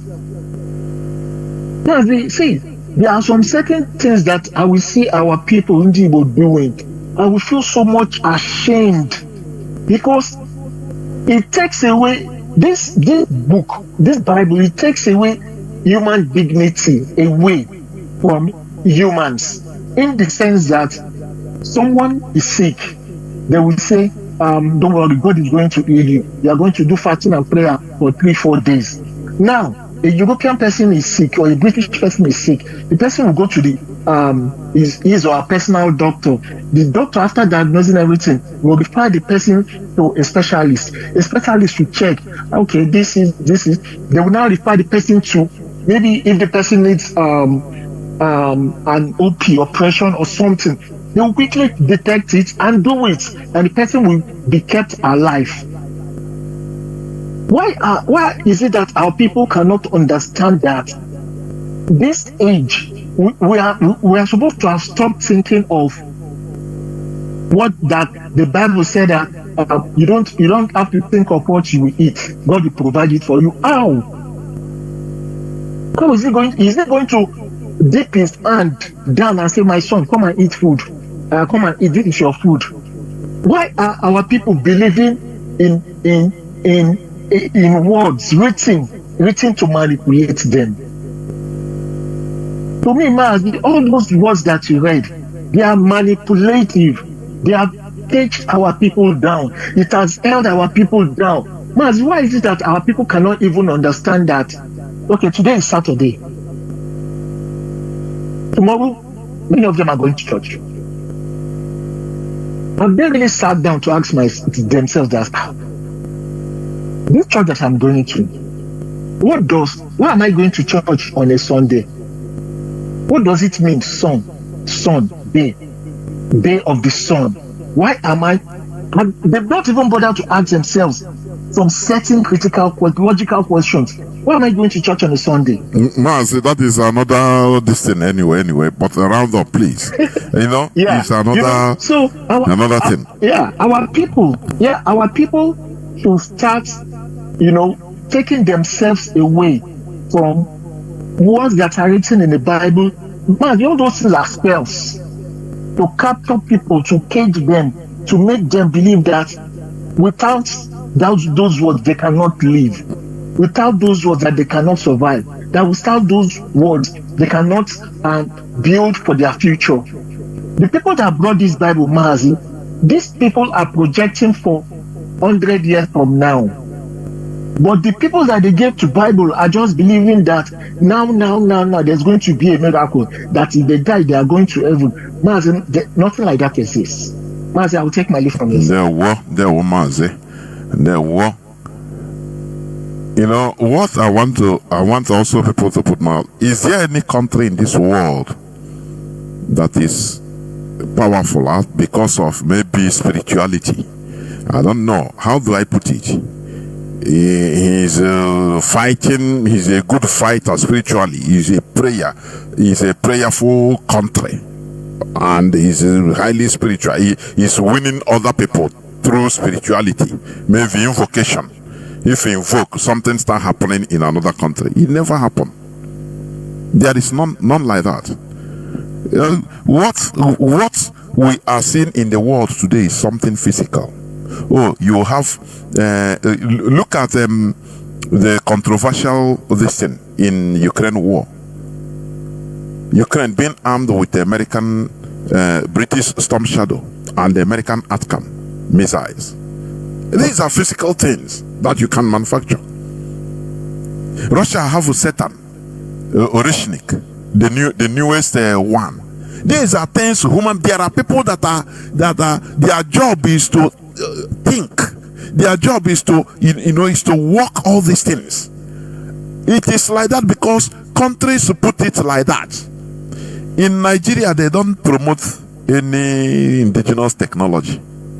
Any boy that is, for example, manufacturing maybe drone, no person patronizes him. All these are our Igbo politicians, Igbo billionaires. They don't even see that side. They don't see them. They don't patronize them. They don't finance them. You see that the most important thing is being neglected because of what we are reading.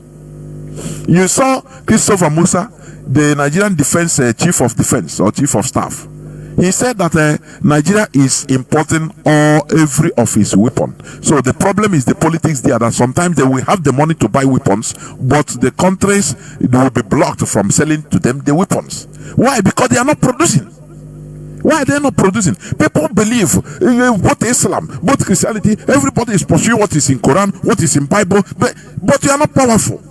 Power is physical now. In this world, the power is physical. What you can produce, what you can bring to the table, nothing more. No, they cannot say, okay, you are a prayer warrior. Oh yeah, come, you are a prayer warrior. Oh yeah, pray so that you send thunder to another country. If it is like that, do you think that Christianity will be left to Nigerians to use? Do you think so? Do you know why the nuclear program, nuclear weapon manufacturing program in South Africa? Do you know why it was disbanded? Do you know why? It is one of the conditions to remove apartheid in South Africa.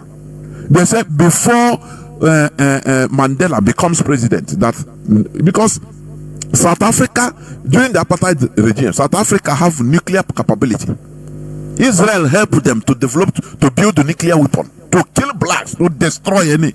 But they know that when they saw that the fall of apartheid is inevitable, they use United Nations now to come and negotiate. Say, okay, as a prerequisite to give him power to Mandela, that look, before we can, as a condition, because we don't want any black man to have access to nuclear weapon. You see that? So if they don't want black person to have access to nuclear weapon, it is a prayer. You believe that all these prayers work and they leave it for black person. You can send the fire to Russia or Ukraine or America to clear them. Let us stop joking, I beg. Let us stop joking. Mazi Chris, please welcome to the program. Can you hear me? Good evening. Yeah. Yeah, Mazi. Well, thank you very much. Ayano. The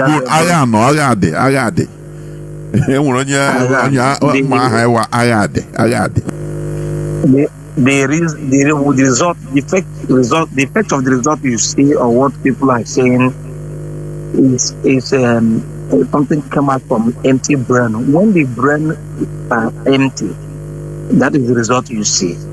There are not an insult to anybody, but this is a reality. In Africa, we have empty brain. Empty brain. People don't reason. This some of our brother that make a call. He said that you're trying to build technology that will challenge God. But maybe he is somewhere in America. Mazi, he's a lawyer, according to him. He's a lawyer in America. I don't care about the lawyer. Not in the zoo. Just study the lawyer or Melala also. He study Melala, the laws. And then I don't care about that. I care that he is in. You know what I detest in my life? Somebody living in a country and fail to learn something from where he's living or environment where you are. That is what I mean. Yes. You don't learn. You don't learn things from there. You don't study things. You don't even get something, pick something out of nothing. So that is what I heard. That means that person is totally ignorant, because when you are ignorant, you don't have, your ears are blocked. You don't learn. Only that thing you know is what you focus on, which is very, very bad. So The person that called, as I'm calling from Italy now. What I'm calling you now is internet, being hung on the air. Or that place they said they're building tower in the moon. Somebody has gone there and put tower, put a satellite that will receive call, and my voice sound are the same thing. If you see me live when I talk, you know that the same thing is talking. Nothing changes from my sound, from my voice. So that is a technology, and the God that created us never built this technology. Men on this earth build the technology, and you are saying that it should not be technology that will challenge God. This is a challenge to God, because God never built any technology that I can call somebody from here to Africa. It's human being. So human beings are gods. Let me say that before I go direct to your question. Your question tonight, my brother, I will answer it in this way. One side, Europeans are practicing more Christianity than Nigerians. And the other side also, Nigerians are practicing it more than the Europeans, but ignorantly. It depends on what we understand as the Christianity.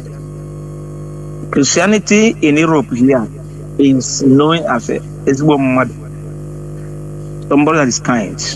That's what they mean by Christianity. And any other thing they're doing is tradition. Mazi, let me come in there for your information. Christianity, the standard for Christianity is, or the director is the Bible, isn't it? I'm coming. Yes. I'll give you something. Okay, go on. Okay, I'm coming. So that's why I said that Nigerians are practicing it somehow more than the Europeans. Now, what makes Nigeria to practice it more than the Europeans? Because they're following what is written in the Bible, and what is written in the Bible is not what is being practiced here in Europe. Did you get my point now? It's not what being practiced in Europe. In Europe here, let me give an example. In Africa or Nigeria, we discourage children maybe 20 years to have become a boyfriend and girlfriend. They see it as fornication. But here, they encourage their children of 16 years to go and look for a boyfriend. You see the contrary. But so that is not Christian doctrine, because Christianity also condemns fornication. You know that? Yeah, I'm coming. I will analyze everything I'm just saying here. What you are saying there, according to Bible, Nigerians are practicing it. But what they meant, the meaning of Christianity in Europe, what they meant is somebody being a nice person. What they write in the Bible is not the meaning of the Christianity in Europe here. For them, it's not what it means. But what they adopted is that they came to Africa and say that maybe we are good people. They now study human endeavor, how would I put it, philosophy, human philosophy, what happens in the human life, and documented in the Bible and bring to us and tell us that God said. Everything they said, God said. Nobody have ever seen God on this planet. Nobody have ever seen God. So somebody tell me, said God said, okay, during the discussion between Job and the devil and the God, where God told the devil to go and tempt Job, and God told the devil told Job that Job loves him because he blessed Job. He said, no, he's a good man to me. Go and tempt him, but don't never kill him. Who was there when this discussion took place between God and Satan? Why since nobody have ever seen God? So this is secret discussion between Satan and God. Somebody was there now that brought that the message to us. So what they are practicing in Nigeria is what they write in the Bible. But what they write in the Bible is not Christianity for the Europeans. Europeans, what is Christianity? It's not to be a nice person. That's what they mean by Mazi, let me come in there also, because that is that is why these people, they are not practicing real Christianity. I mean the Europeans. What they are practicing, what they are doing is they are cultural Christians. Remember, they are cultural. That is, they take Christianity as their identity. They are not because Not normally, that is what it is to them. Yes, but it is them that did it. It is them that modified it. That is what I'm trying to say. Which means you can modify something, you know, because the real standard of Christianity is the Bible. You, if you are practicing good Christian, you must practice what is written in the Bible, the way it is. Yes. It is, which the Nigerians are doing. You understand? But the Europeans, they were doing like this before, like Nigerians, up until a time they were suffering miserably like Nigerians. The population were miserable. Only the pastors and bishops and the monarchs were living exorbitant lives, telling them that God is God. Say, you know, instituted by God, so don't challenge them. But the people rose up, and this is what we are trying to tell our people, that look, you can change this mental bondage the same way the Europeans did it. Stop saying, oh, you know, we must follow the Bible. No, until we break this. That is my own point. If we don't break this point, let our people know that all these things that are written here, it is no more applicable in this era. The Europeans saw it in 16th, 17th, 18th century, and they did their revolution. This mental revolution that comes to physical revolution. Now they start living their life as human beings, Bible apart. Yes, you can answer you're a Christian, but they are no more they are not practicing Christians, which means they did it and heaven didn't fall. It is not that they are going to go to hell. All those things is manipulation. That is what I'm trying to say. Mazi, please continue. Okay, thank you. And I understand what you are saying now very clear. You are putting your question from the beginning of Christianity and to date. But what I'm talking about currently now, maybe for the past 50 or 100 years, what I have seen, or 20 years, what I've seen here in Europe, they don't practice what is called Christianity. For them, what they're doing is Christianity for them, because what they believe that is Christianity is their culture. Your men are like, now we have Christianity. Like, for instance, there's a day they eat some certain things here. During Christmas period, on 24th night, Nigerians are in the church. Why on the 24th night, everybody in their family, everywhere will close. They are closed everywhere. Everybody in their house, they are the kind of food they eat that day. During Easter time now, you know what they do? They eat this sheep. Let me put it like this.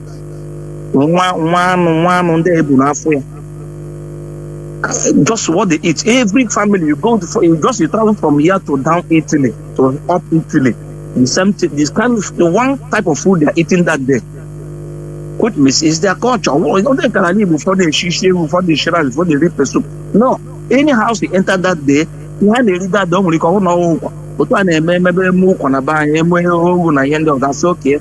Now they look this time. That is that period. And for them, that is their culture. They are practicing and doing it correctly according to their culture. And what they understand the Christian is right is culture. But what they brought to us there and inside the Bible and what they write there is different altogether from what they are practicing. I'm just telling you currently, I'm not talking of the past. But now what they are practicing is totally different from it. That is why you see in Africa, all the things we still have it in Africa, but people will come to develop, because the only thing is that people abandon what we're supposed to do and doing something different, which is that religion is the cause of it. But the Europeans come to Africa and say that we have something super, as this my brother called exotic and natural, supernatural power. Esoteric. That's why you believe some esoteric, esoteric and natural power, supernatural power. People believe in other things too much in our land, and that is why you see somebody believe that there's a spirit inside the sea. You see somebody going to sea and washing itself, polluting the sea or the stream, where everybody can a good water. That water past the stream is water we get on the ground. Now you using soap inside the water, use a lot of things, put points rubbish inside the stream. Believe that them with spirit, but why people go underground the water, fish out, even the plane will crash from up now and fall inside the Mediterranean Sea. They will go there, the swimmers will go underground there. to find out the black box inside that flight, to know that recorded everything happened inside the flight. They will go underground, they're under the sea to get it. They must get it. So, but our people believe that that is natural, that belief. The only thing is that our people abandon our ancestors' intelligence. Instead of modelize our things or help why to grow up, we abandon it and now dwell everything we are doing in belief. And that is where we get it completely wrong. You see, in Nigeria today, people don't believe things. Let me give you an example. One thing before I drop. Then we have a wage. In the mountain age nowadays, iron.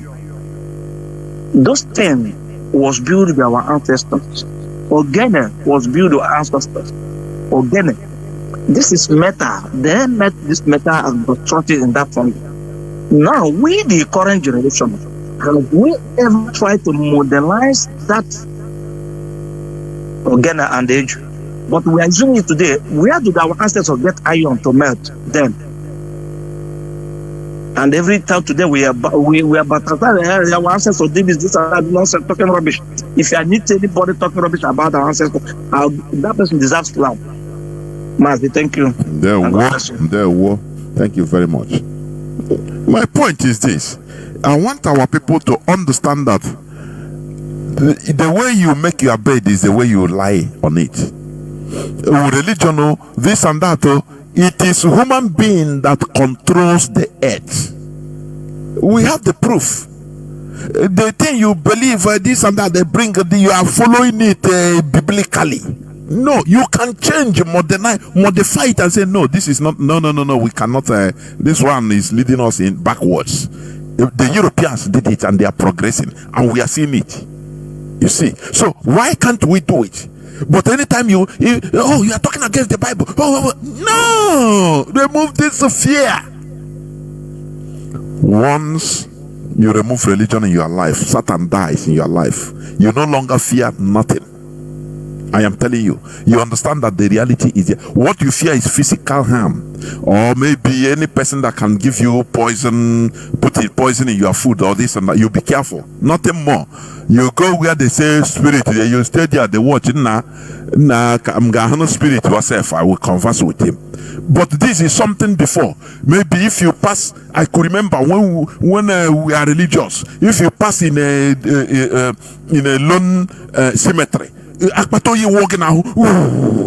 Hey, yes, no spirit be it is your feeling, it is your head, it's in your head. Now I know it. Once you remove yourself from all this mentality, even here Ghana bury ground, only you on your make no spirit now. Because you don't longer have that fear. The fear they put in us that make us to believe. No, you see everything will collapse in your life. That is what I'm telling you.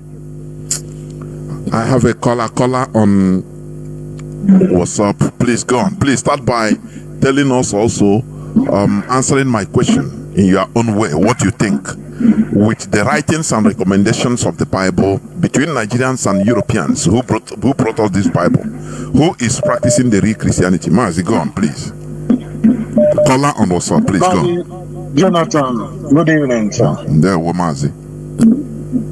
Mazi, my name is Chinedu. Sorry, I hope that my voice, please, because somebody imposed me that the IPOB community radio is cutting, but I check it's okay. I hope sometimes if this thing is not working, check your area. It is from your side, maybe your connectivity or your area. You check. Mazi, please go on. Yeah, okay. I'm using simple radio, sir. Okay, it's okay. Go on. So, Mazi, based on the question you asked, between Nigeria and the white Europeans, which one they are practicing what is written in the Bible, I can categorically say that Nigeria they are the one, being practical in what is written in the Bible. they are the one practicing what is written in the Bible. The Europeans are not practicing it, and they don't care to practice it. But I want to ask, Maz, I want to ask you maybe one or two questions. Go on. Okay. So my question is, this wedding that is written in the Bible, when you were discussing with the other man calling from US, the lawyer, you said you told him that the word you read in the Bible was the word of Jesus Christ. So, but my question is these words that we saw in the Bible, we read in the Bible, is it the word of Jesus? Is it truly the word of Jesus Christ? Or is that what they just told us this in order to deceive us? Because if it is the word of Jesus Christ, does that mean that Jesus Christ wants us to be docile? As you read in the Bible, we should not think about tomorrow. We should not worry. We should not think about ourselves. That God will think for us, while others are moving forward. So, if actually this is the word of God, does that mean that Jesus Christ or God wants us to be ineffective? Mazi, that is my question, please. Mazi, we are. Thank you. Okay. Are you? I'm listening, sir. Okay.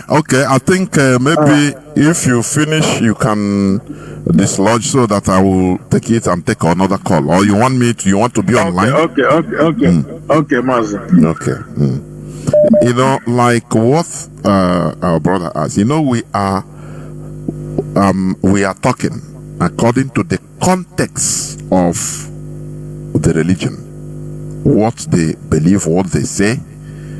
You understand? First of all, you ask, who is Jesus Christ? When something goes from hand to hand to politicians and they modify it, there are bound to be many things. I am telling you. Even, you see this Quran they are using. Do you know that Quran, there was no Quran, no written Quran during the time of Muhammad. Quran was written after about 150 to 250 years after Muhammad. Many Muslims even don't know that. And there were wars. Some Qurans were written after what is the name of these people? They were wars that, they scatter all those books and they write their own. They destroy these books that it is not representing their interest. So all these things are political.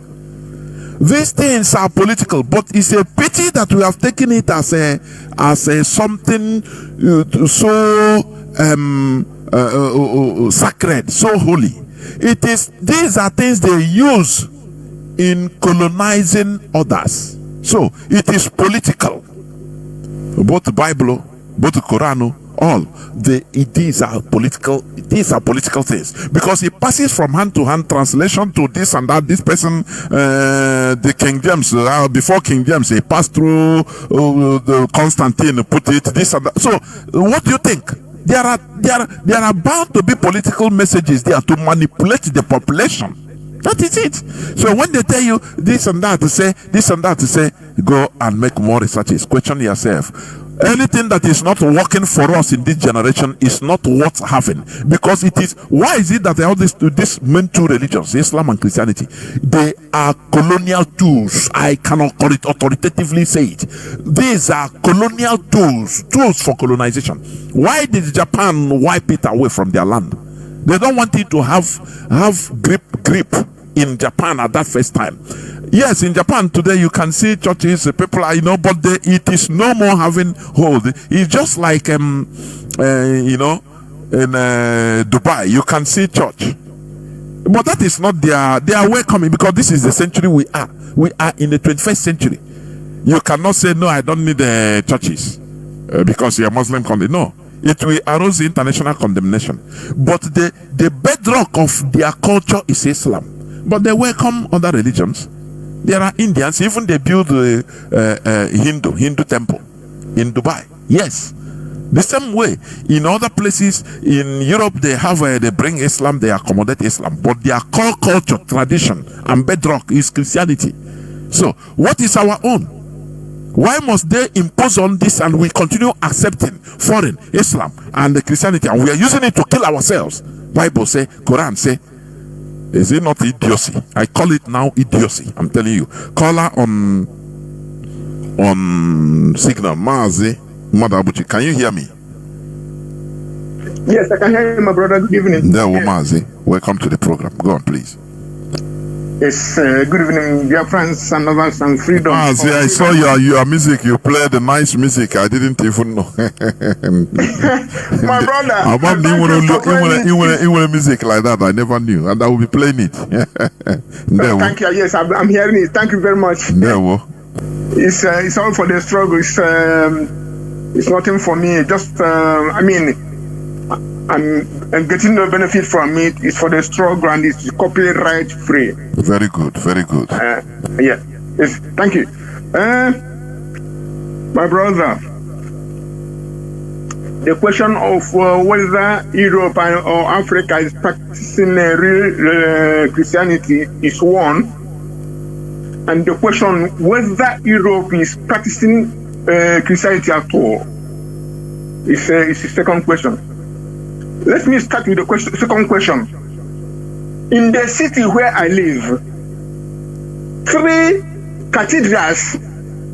One my children was baptized in. The other 2 were where we go on, events, celebration, masses, and so on and so forth. 3 of them have been closed. Nobody knows what they'll do with it. That is one. Secondly, the Europeans are no more practicing Christianity. I must say majority, because there's still some remnants. The majority of Europeans don't practice Christianity. What they do is they say cultural Christianity. They celebrate Christmas, Easter, and they answer Christian names and all that. Which means it is cultural. It is not something that, not even as cultural as we practice it. Practice our cultures. But what is their value that they have, but they're not practicing. And so, because coming to whether they practice in Christianity or not, why? I'm connecting it to the last statement you make, that is a political way to manage society or to direct it or to control it. Why have the Vatican, the Pope, the current Pope, he said he can bless this same-sex marriage? Now he says that the open gay man can become a priest. That's fine for him. For his regime. But why not say that priests, Roman Catholic priests, can marry if they choose? Leave that door open. So why you bless same-sex marriage, you still bound Roman Catholic priests to celibacy? Now, coming to I will object that Africans and Nigerians are practicing real Christianity.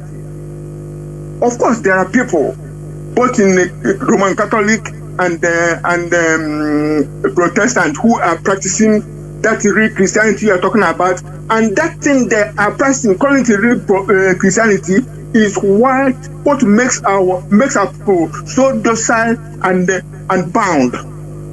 Why do I say they're not practicing real Christianity? One of our, comrades wrote today. He said, pastors, anytime you're getting message from God, please tap his voice so we are sure. Record it. I saw it. Record the message so that for proof, so that we hear. Yes, exactly.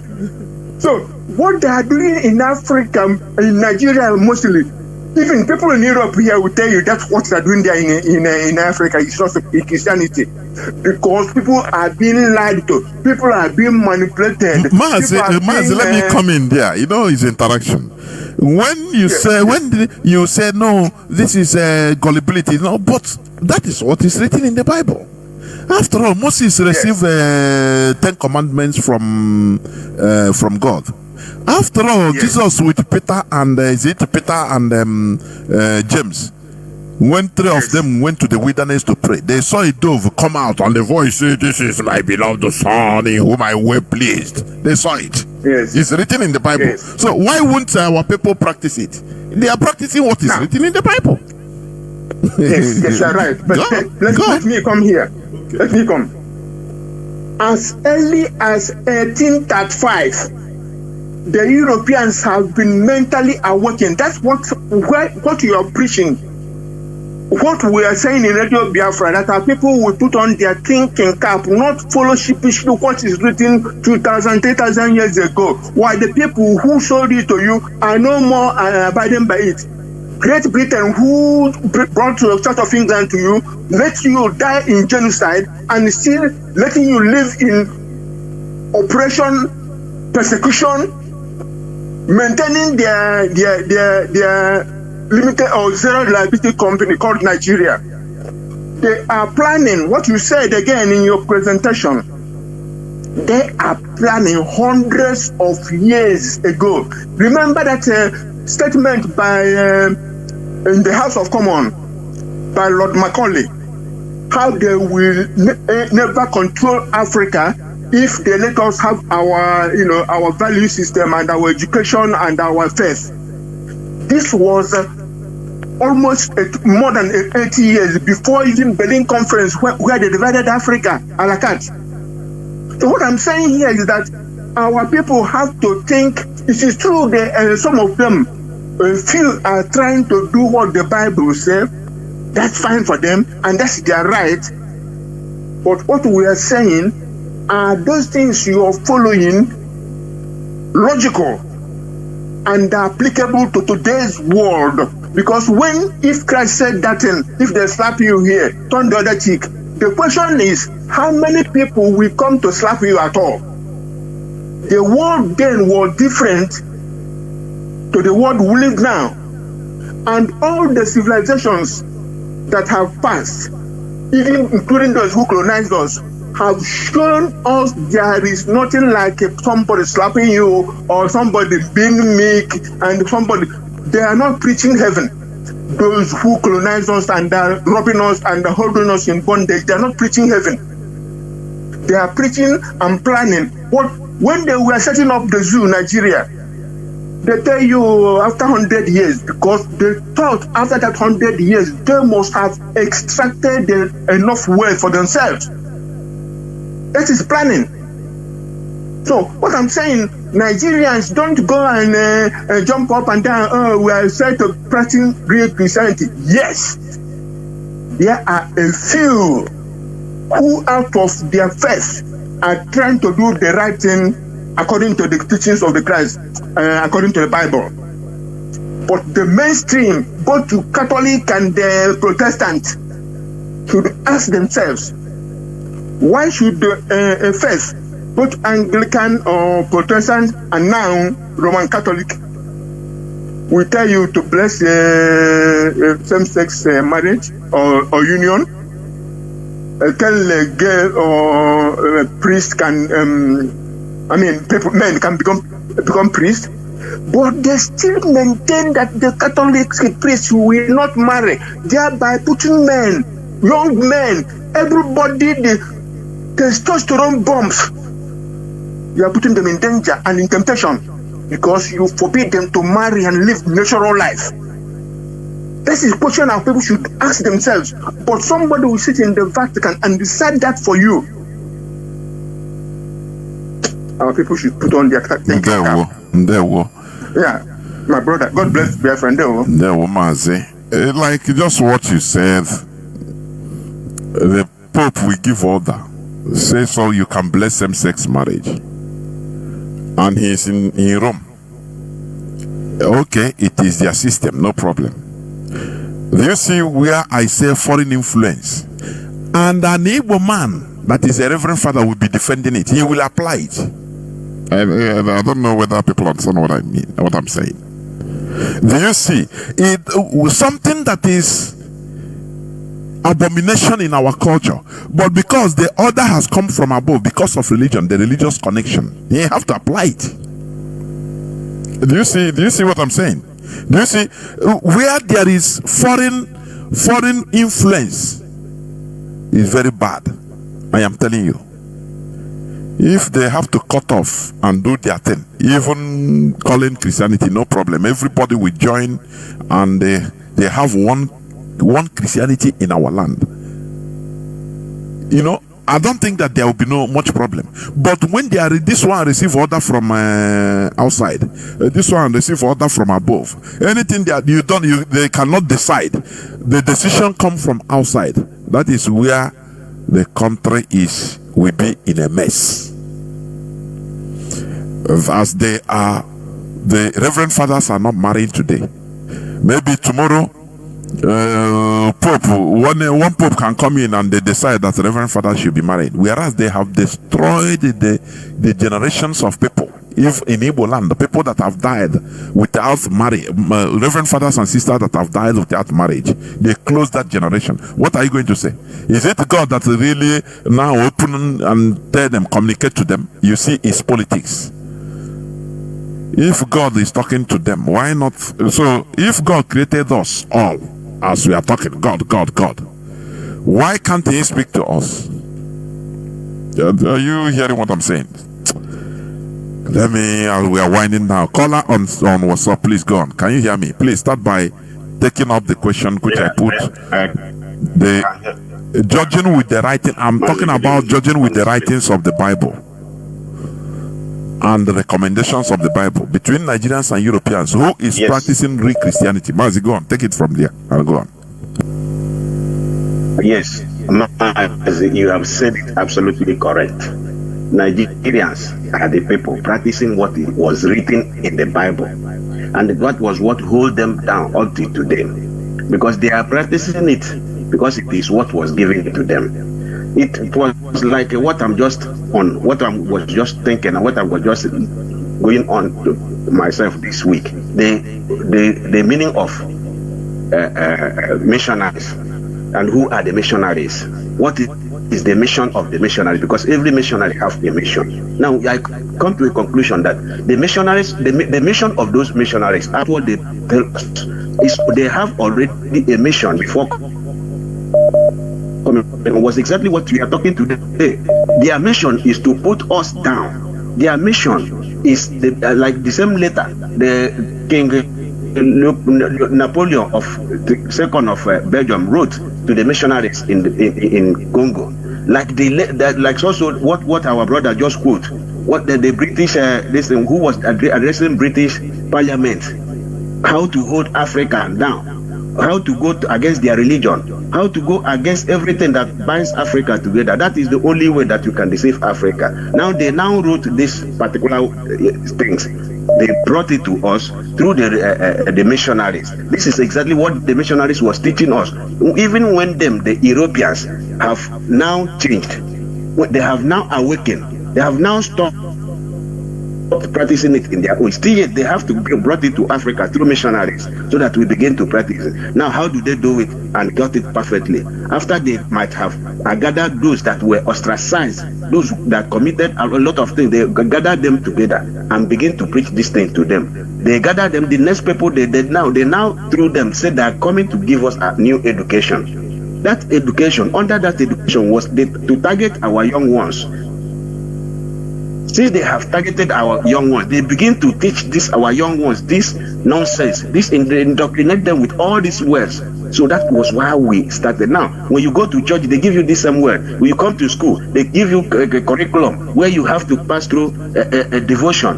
Now that devotion, you'll be indoctrinated with these words. But in the Europe now, they don't have that same curriculum that allow their children to go under devotion. Where they teach them, but they allow them to reason as human being. They reason, but in our own, we must pass through school curriculum where we'll be taught, where we'll be having a just not. Christ came to say, well, who tell us this through Bible and all these things. These are the beginnings of our problem. These are the major things, because exactly what you say is what is happening to us. They gave all these things to us. We begin to practice them, and we are not advancing. But to them, they faced reality. They abandon all these things because they have awakened. The only thing that we need, because since you have started, I'm telling you, we are waking up. Since people are beginning to ask questions, they started by asking questions. That was why it was easy for them to be awakened. When they begin to ask questions, they all realize that this thing is not good. And our people are now asking questions now. And I'm telling you, by no distance, Biafra is going to bring a lot of change. Because under Biafra, well, these are the things that we need to change. We don't need to continue with this type of thing. In fact, it is time that we start, because we have been asking questions. Now, we have to change all this. We'll be awakened. We face realities. Because the church is under these things. The Bible says now.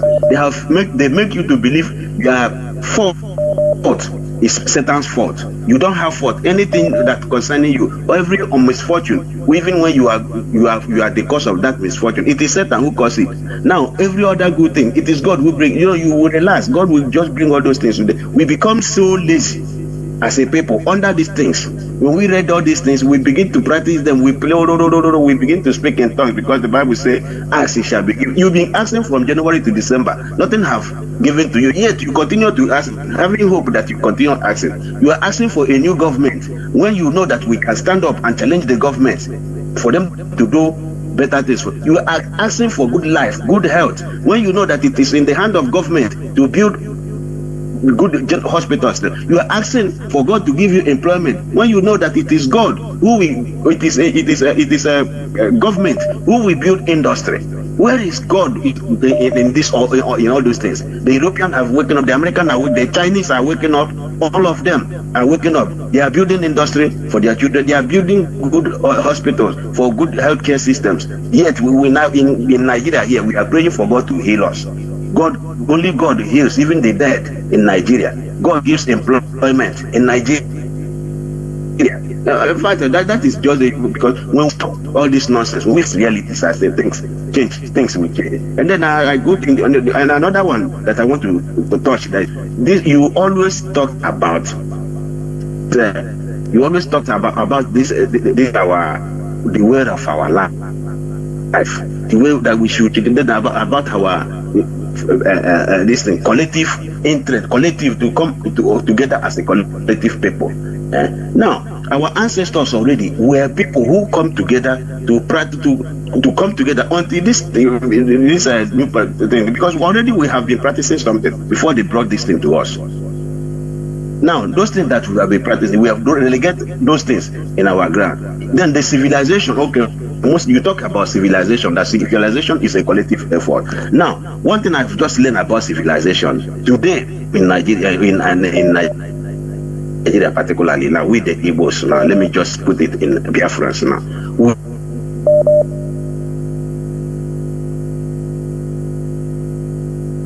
Mazi, your line is. Are you still there? Oh, civilization and modernization. Now, it's from the Europeans now. Yeah, the Europeans now left from their. In fact, they begin from their civilization until they modernize it to what we see today, which is what attracts us. Now we abandon our own civilization. We jump into their modernization, which is not foundation, which we are not go through it. We don't know the foundation, and we cannot practice it well. They are the people who have it on their foundation. They build it from foundation and develop it to the level, modernize it to the level. Now it is left for us to go back and embrace our own civilization, because we have a lot of things. For instance, one thing that I'm sure I know that you see, we have people that draw and then are done milling. Before you became the people invented that he know how the rain gather. He know how it forms. Before he can be able to know what to use and draw that doesn't. It's not a just not. He didn't. They don't do it by accident. They practice. They study it, everything, nature, before they do all those things. Now today, the people practicing it don't know the origin, but they only do what they do. But if we will go back to accept whom we are as a people, our own civilization, we have our education, we have everything. It's only that we abandon them. And when we embrace them. We start from scratch. We begin to modernize them. I tell you, we will, because these are the only thing that I say, that because we will build a different civilization from the civilization that we are seeing today. Because our culture, our own civilization already, we have been in advance before the European, the way we did, because they deal with nature. Everything they do with nature. That they study nature and itself, and it is nature that gives everything. So I think the best thing, what we are praying that Biafra will come, so that this mentality that is coming up now is the mentality that we are going to use to eradicate all this religion. They will, if you want to practice Christianity, go ahead and practice your Christianity. But all this believe, we must face reality and build our industry. We build everything around us, build our own civilization, not to allow God to come and build it for us. It is too bad. So we will just stop that kind of belief. A long time have stopped believing in those nonsense for a very long time. This time we need to face reality. Thank you and good night from there were Mazi, and with this I will switch up the phones. Honestly, Mazi, you have said it all.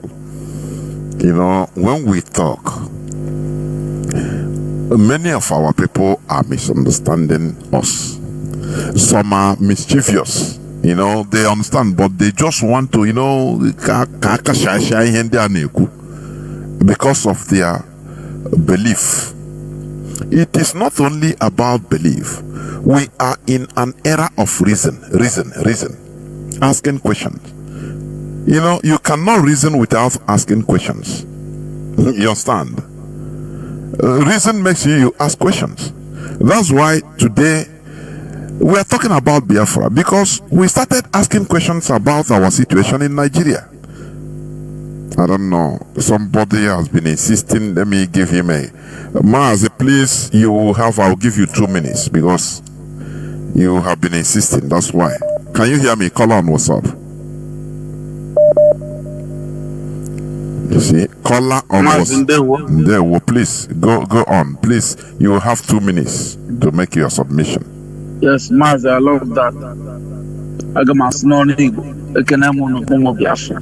The broke Nandi Yabasaruka Nandabani Nejoka Nejeshuka Ike.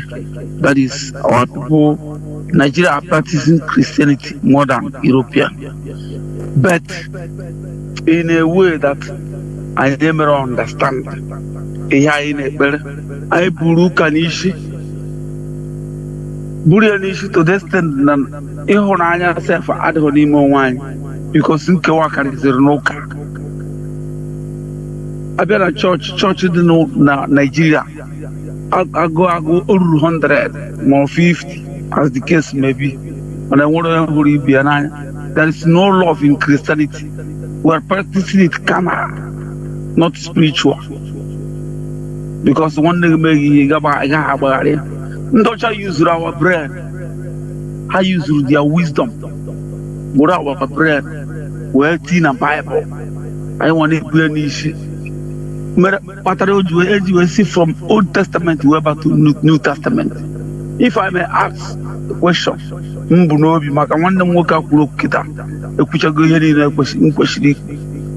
Jesus Christ, how Jesus Christ worked, give birth to. Pastor, more reverend. More anything in the church.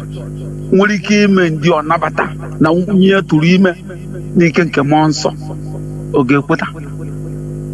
More neighbor never Monday, a man, Sina, Munya to them outside. Buriabata, Cornabatia Manombana, Ausa, Manankibo, Manank, Yoruba, as the case may be. And what? Because Sonia Omankwe. No matter how age, mobile position, on no car. We are just practicing it just because no kete. I use if mother we okanishi. Many of our people I did lazy. For example, only on company got lasted for hundreds of years. mana onye Igbo mepee company o nwere ike ọ ga last 10 to 15 years or close. Why? There will be a lot of excuses. Onye jero abụrụ na ijero program n'ụtụtụ, onye nke aje program n'ehihie, onye nke eje program. Even ma onye anwe the company n'onwe nwere ike ijebe program. Position ya na-elik. Mana onye ọcha achọrọ ịma ma na-agba Christmas. The machine will be running concurrently. That is why I do Guru Kanishi in a wrong way. Bible where I na Old Testament no ime ojo no good. However, not you said I will keep follow that thing. We're not to go back to the life of our ancestors. Makanai ne Chineke Muzo water before Ukawebia. In the sense that no me ojo no good. Abu nimere arụ n'obodo enwere ike dije n'ihu agbara ikwu ebe ahụ were ọjị tii n'ọnụ ị ga-anwụ oge gbu mana Baịbụl beziri gwazi anyị na ọdịna ime ihe ọbụla imere na Chineke ga-agbaghara na ọ bụrụ na mmehie adịrọ na mgbaghara agaghị adị bịakwa na the other side of it gwa anyị na ọsọsọ Chineke bụ onye nwe ikpe mana enwere law court nwee police nwee army nweche a lot of security. What is their job? To judge you whenever you do wrong thing or you are a suspect. There were Mazi. Mazi. Thank you very much. And with this, I switch off the phones, please. You know, as I was saying before, many people are voluntarily misunderstanding us or mischievously misunderstanding us. You know, mischievously, they know what they are doing. I'm telling you, when you say something, now they will connive it, bend it in another way. That is mischief.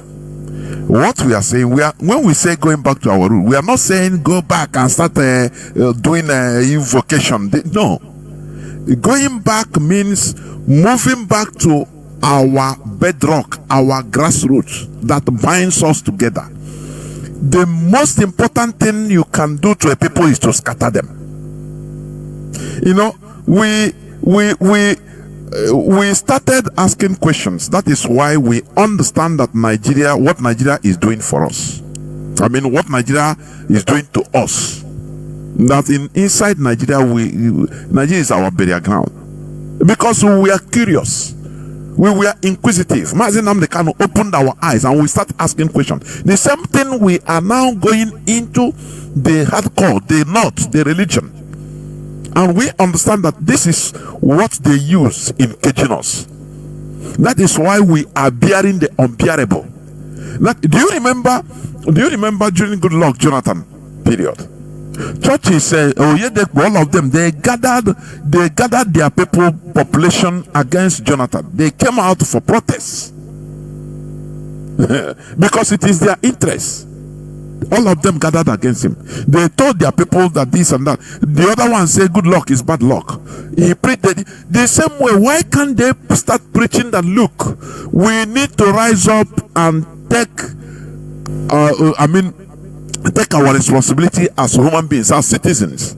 Let people understand. Preach to people that look, sickness is for everybody. But where Bible says sickness is not your portion, sickness is the portion of everybody. That is why when you understand that sickness is the portion of everybody, now efforts will be made in order to look for solution to sickness, to build, update the hospital. Do you see that? But when this one says, no, I don't care because it's not my portion. Bible says it's not my portion. Do you see? You have removed yourself from that responsibility. And when you will see people, seeking responsibility, taking government into accountability as they are stupid.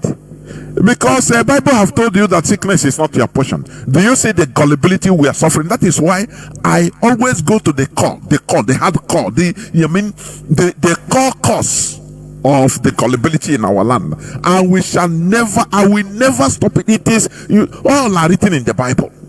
I am telling you. You can be emotional. That is why I open the line. If you have contrary opinion like our brother, come. We are not fighting. What is my benefit of fighting? For what? Is it personal? we are trying to enlighten ourselves to find the best way for us. If we continue in this religious gullibility, we are going nowhere. And it is foreign religion for that matter.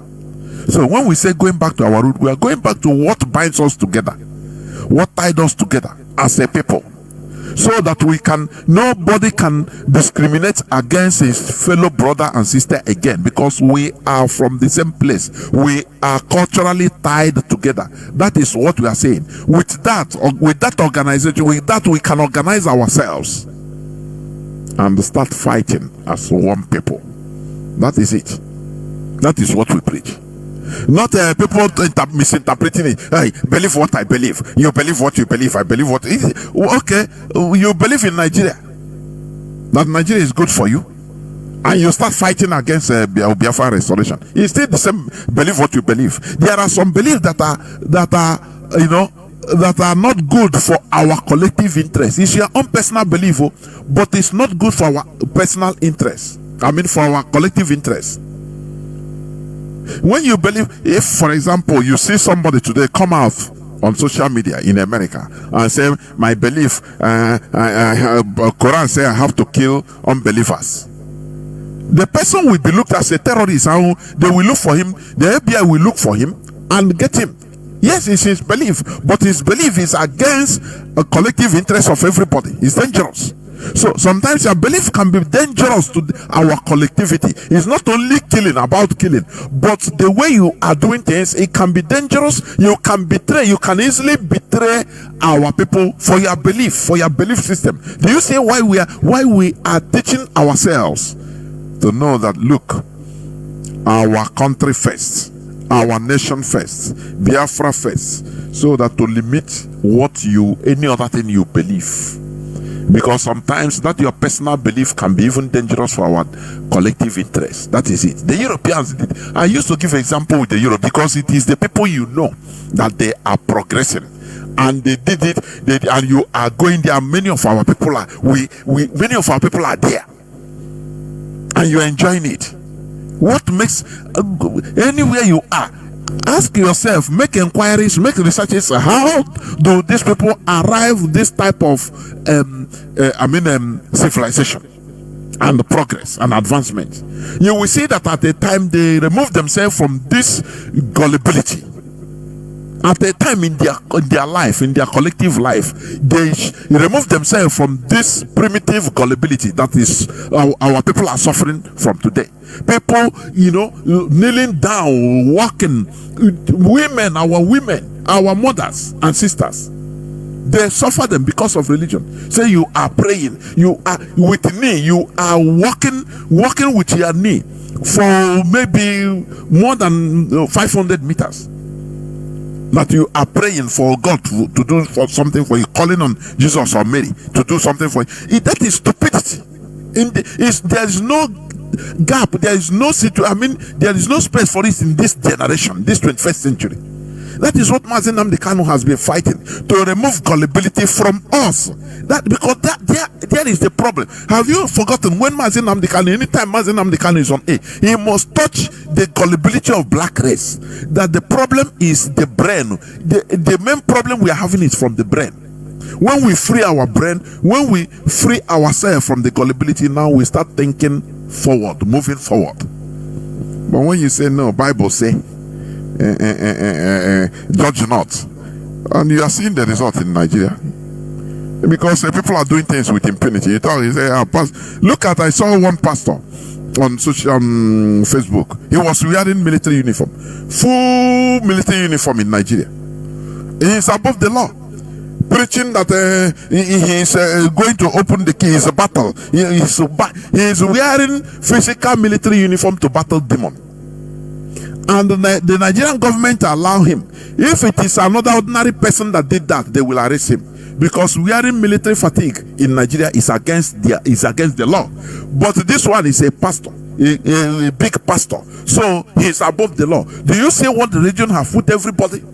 People can break the law; they don't care. He's a pastor, and the people will be supporting him. But when they see another person that wear the military fatigue, military uniform, and he is arrested and beaten, They will say, good for him. You don't know that is against the law. That is religiosity brings hypocrisy. All animals are equal, but there are some that are more equal than others. It is religion. Oh, it is a man of God. Don't touch him. Even if he rapes your child. No, don't touch it. He's a reverend father. You know, he's a God. What is all this? Because of what you believe. Let us remove this belief and start knowing, start looking to know. That is what IPOB for. We are researching to know. Going back to our roots. Our root is about knowledge, knowing, observing nature. That is our culture. Omenala. Observing nature. What is in the land? We observe it. You observe it. From there you learn and you can replicate it. Or you can use it to solve a problem. That is it. But when people come, they castigate, they talk, as if, you don't. Religion is playing a very devastating role in our land. This imported religion, I am telling you. And before I close, there is this news about our people that are being roasted alive in Enugu through is a terrorist attack. You know, the Fulani, they are attacking they are doing every corner using different methods.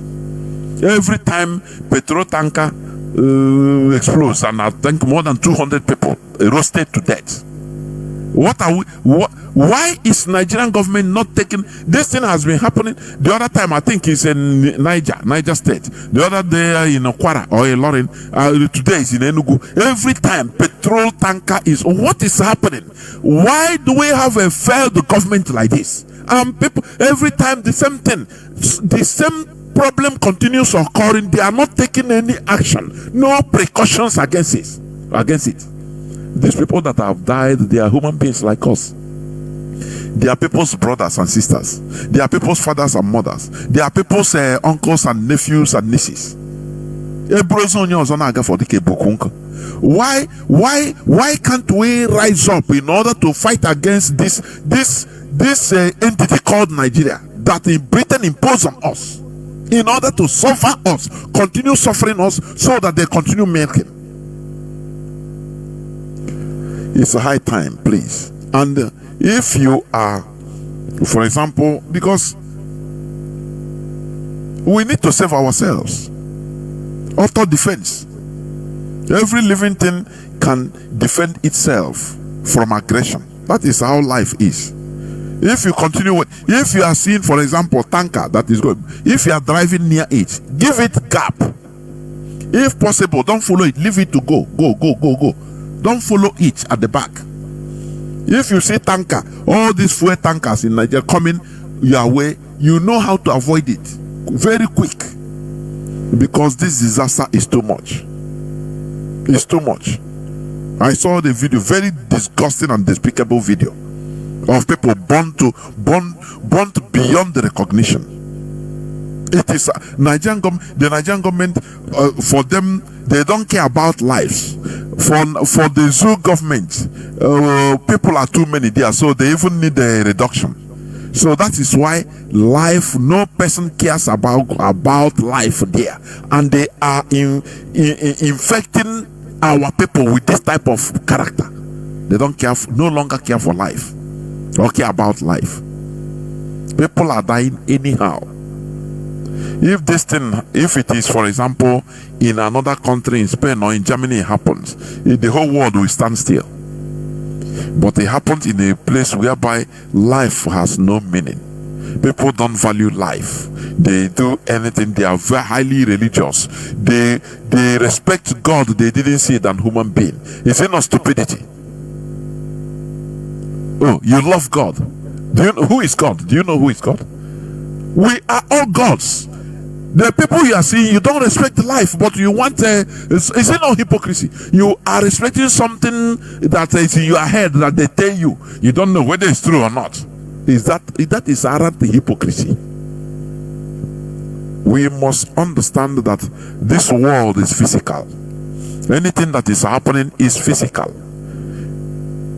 Anything, you defeat the people physically, you fight war physically and win physically. There is no spiritual war. You are hating spiritual, you are troubling yourself, you are just making yourself as if you are working. You are busy doing nothing. You are busy, completely busy doing nothing. If you want to pray for 2 hours or 5 hours in it, you are busy doing nothing. What will happen will happen. That is it. You are the only person that will change what will happen or will affect what will happen. That's why I say, when they say you pray, you walk and pray. If you walk, you will get results. If you walk and pray, you will get results. If you pray and you don't walk, you don't get no results. Now, what is X? What is prayer? What is prayer? It's just a belief. Oh, it works. Okay, continue it, no problem.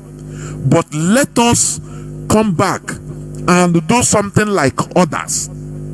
Because others develop, Dubai builds skyscrapers physically. They didn't build spiritually. There is no spiritual building. You don't see them. You don't see them.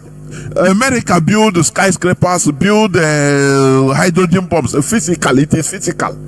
Donald Trump is having the code numbers. If he press it, he will destroy everywhere. The same thing with Putin. It's a physical something. It's not a spiritual warfare. Stop worrying yourself that you're in a spiritual warfare. Which spirit are you fighting? Please. This is gullibility. All these beliefs are making our people not to be careful, not to take care of their physical life. Instead, they are spiritual. What spiritual? They are holding Mazi Nnamdi Kanu physical. If you are spiritual, enter spirit and go and release him for goodness sake. Stop worrying us about spiritual. Enter spirit, go and release him. I think they said they don't speak spirit. You go, turn breeze, go and release him, carry him, turn him breeze and bring him back. Now we believe. It's no more now that we believe. Believe is gullibility, is doubt. You don't know. That is the thing. And you conclude, pre-conclusion. You don't know nothing, you just conclude. The same way our people are dying and concluding, this person have killed him. Maybe you go autopsy, they will tell you that person he had a high blood pressure and all of a sudden he died. They will say, okay, I have killed him. Very gullible, very, very archaic and primitive.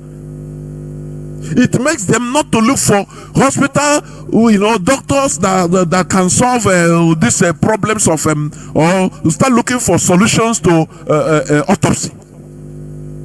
Because when you conclude, you have concluded. Without proof, you have concluded. How can you start looking for solution again, whereas you have already had the solution? When you believe, you have stopped the consciousness, you have blocked the consciousness of learning, of trying to know. You have blocked it already because you have pre-concluded that this is it, whereas it is not. So you have blocked it. But when you feel you don't know, I don't know, now you start searching in order to know, not to believe. No, it is not believing. This is the era of looking for knowledge. This is the era of knowing, and our Igbo culture is about knowledge. What you know. That is why our ancestors, they were productive. Before the Europeans came in our land, we were eating. Our ancestors, we are living life, buying and selling things they produce. They never depended on foreigners for anything. They produce things. If they need a bed, they go to palm fruit, they go cut palm fruit, use it to do carpet, and use it to as bed. They cut they do all these things they build thatch huts, build houses, they are living. They don't go to import things. All these things are some things we continue in our own technology. These are things we would have modified, innovated, and adding to what we learn from other civilizations. Because you learn from different civilizations. That's it. And added to it and continue. But we are gullible people. They let us, push us, manipulated us into denigrating our ancestors that they don't know nothing. People that invented the soup you are eating today. And you are denigrating them that they don't know nothing. Tomorrow you will eat a goosey soup. They don't know nothing. And you don't leave alone because say no. You are still answering your father's name. They don't know nothing. People that fought for the land you are seeing to keep, they don't know nothing. They are evil. Don't you see that we are manipulated people? We are manipulated into gullibility. When we talk, you reason and want to stir up your reasoning capability, because this is the work of this Radio Biafra. Mazi Nnamdi Kanu has been doing it in order to make you. He say sometimes Mazi Nnamdi Kanu will be on air. Say, oh yeah, come with me, Google. Bring the Google. You have a smartphone. Oh yeah, Google this. He want to make you to work, to reason, to ask questions. It's not about believing. Believing. You are challenging God. How can modern technology advancement means challenging God? Where can you hear that? The person that is saying challenging God, he will try to come to Nigeria. He will relax in aircraft that will fly up to 12 kilometers up, and he is relaxing, commanding. But he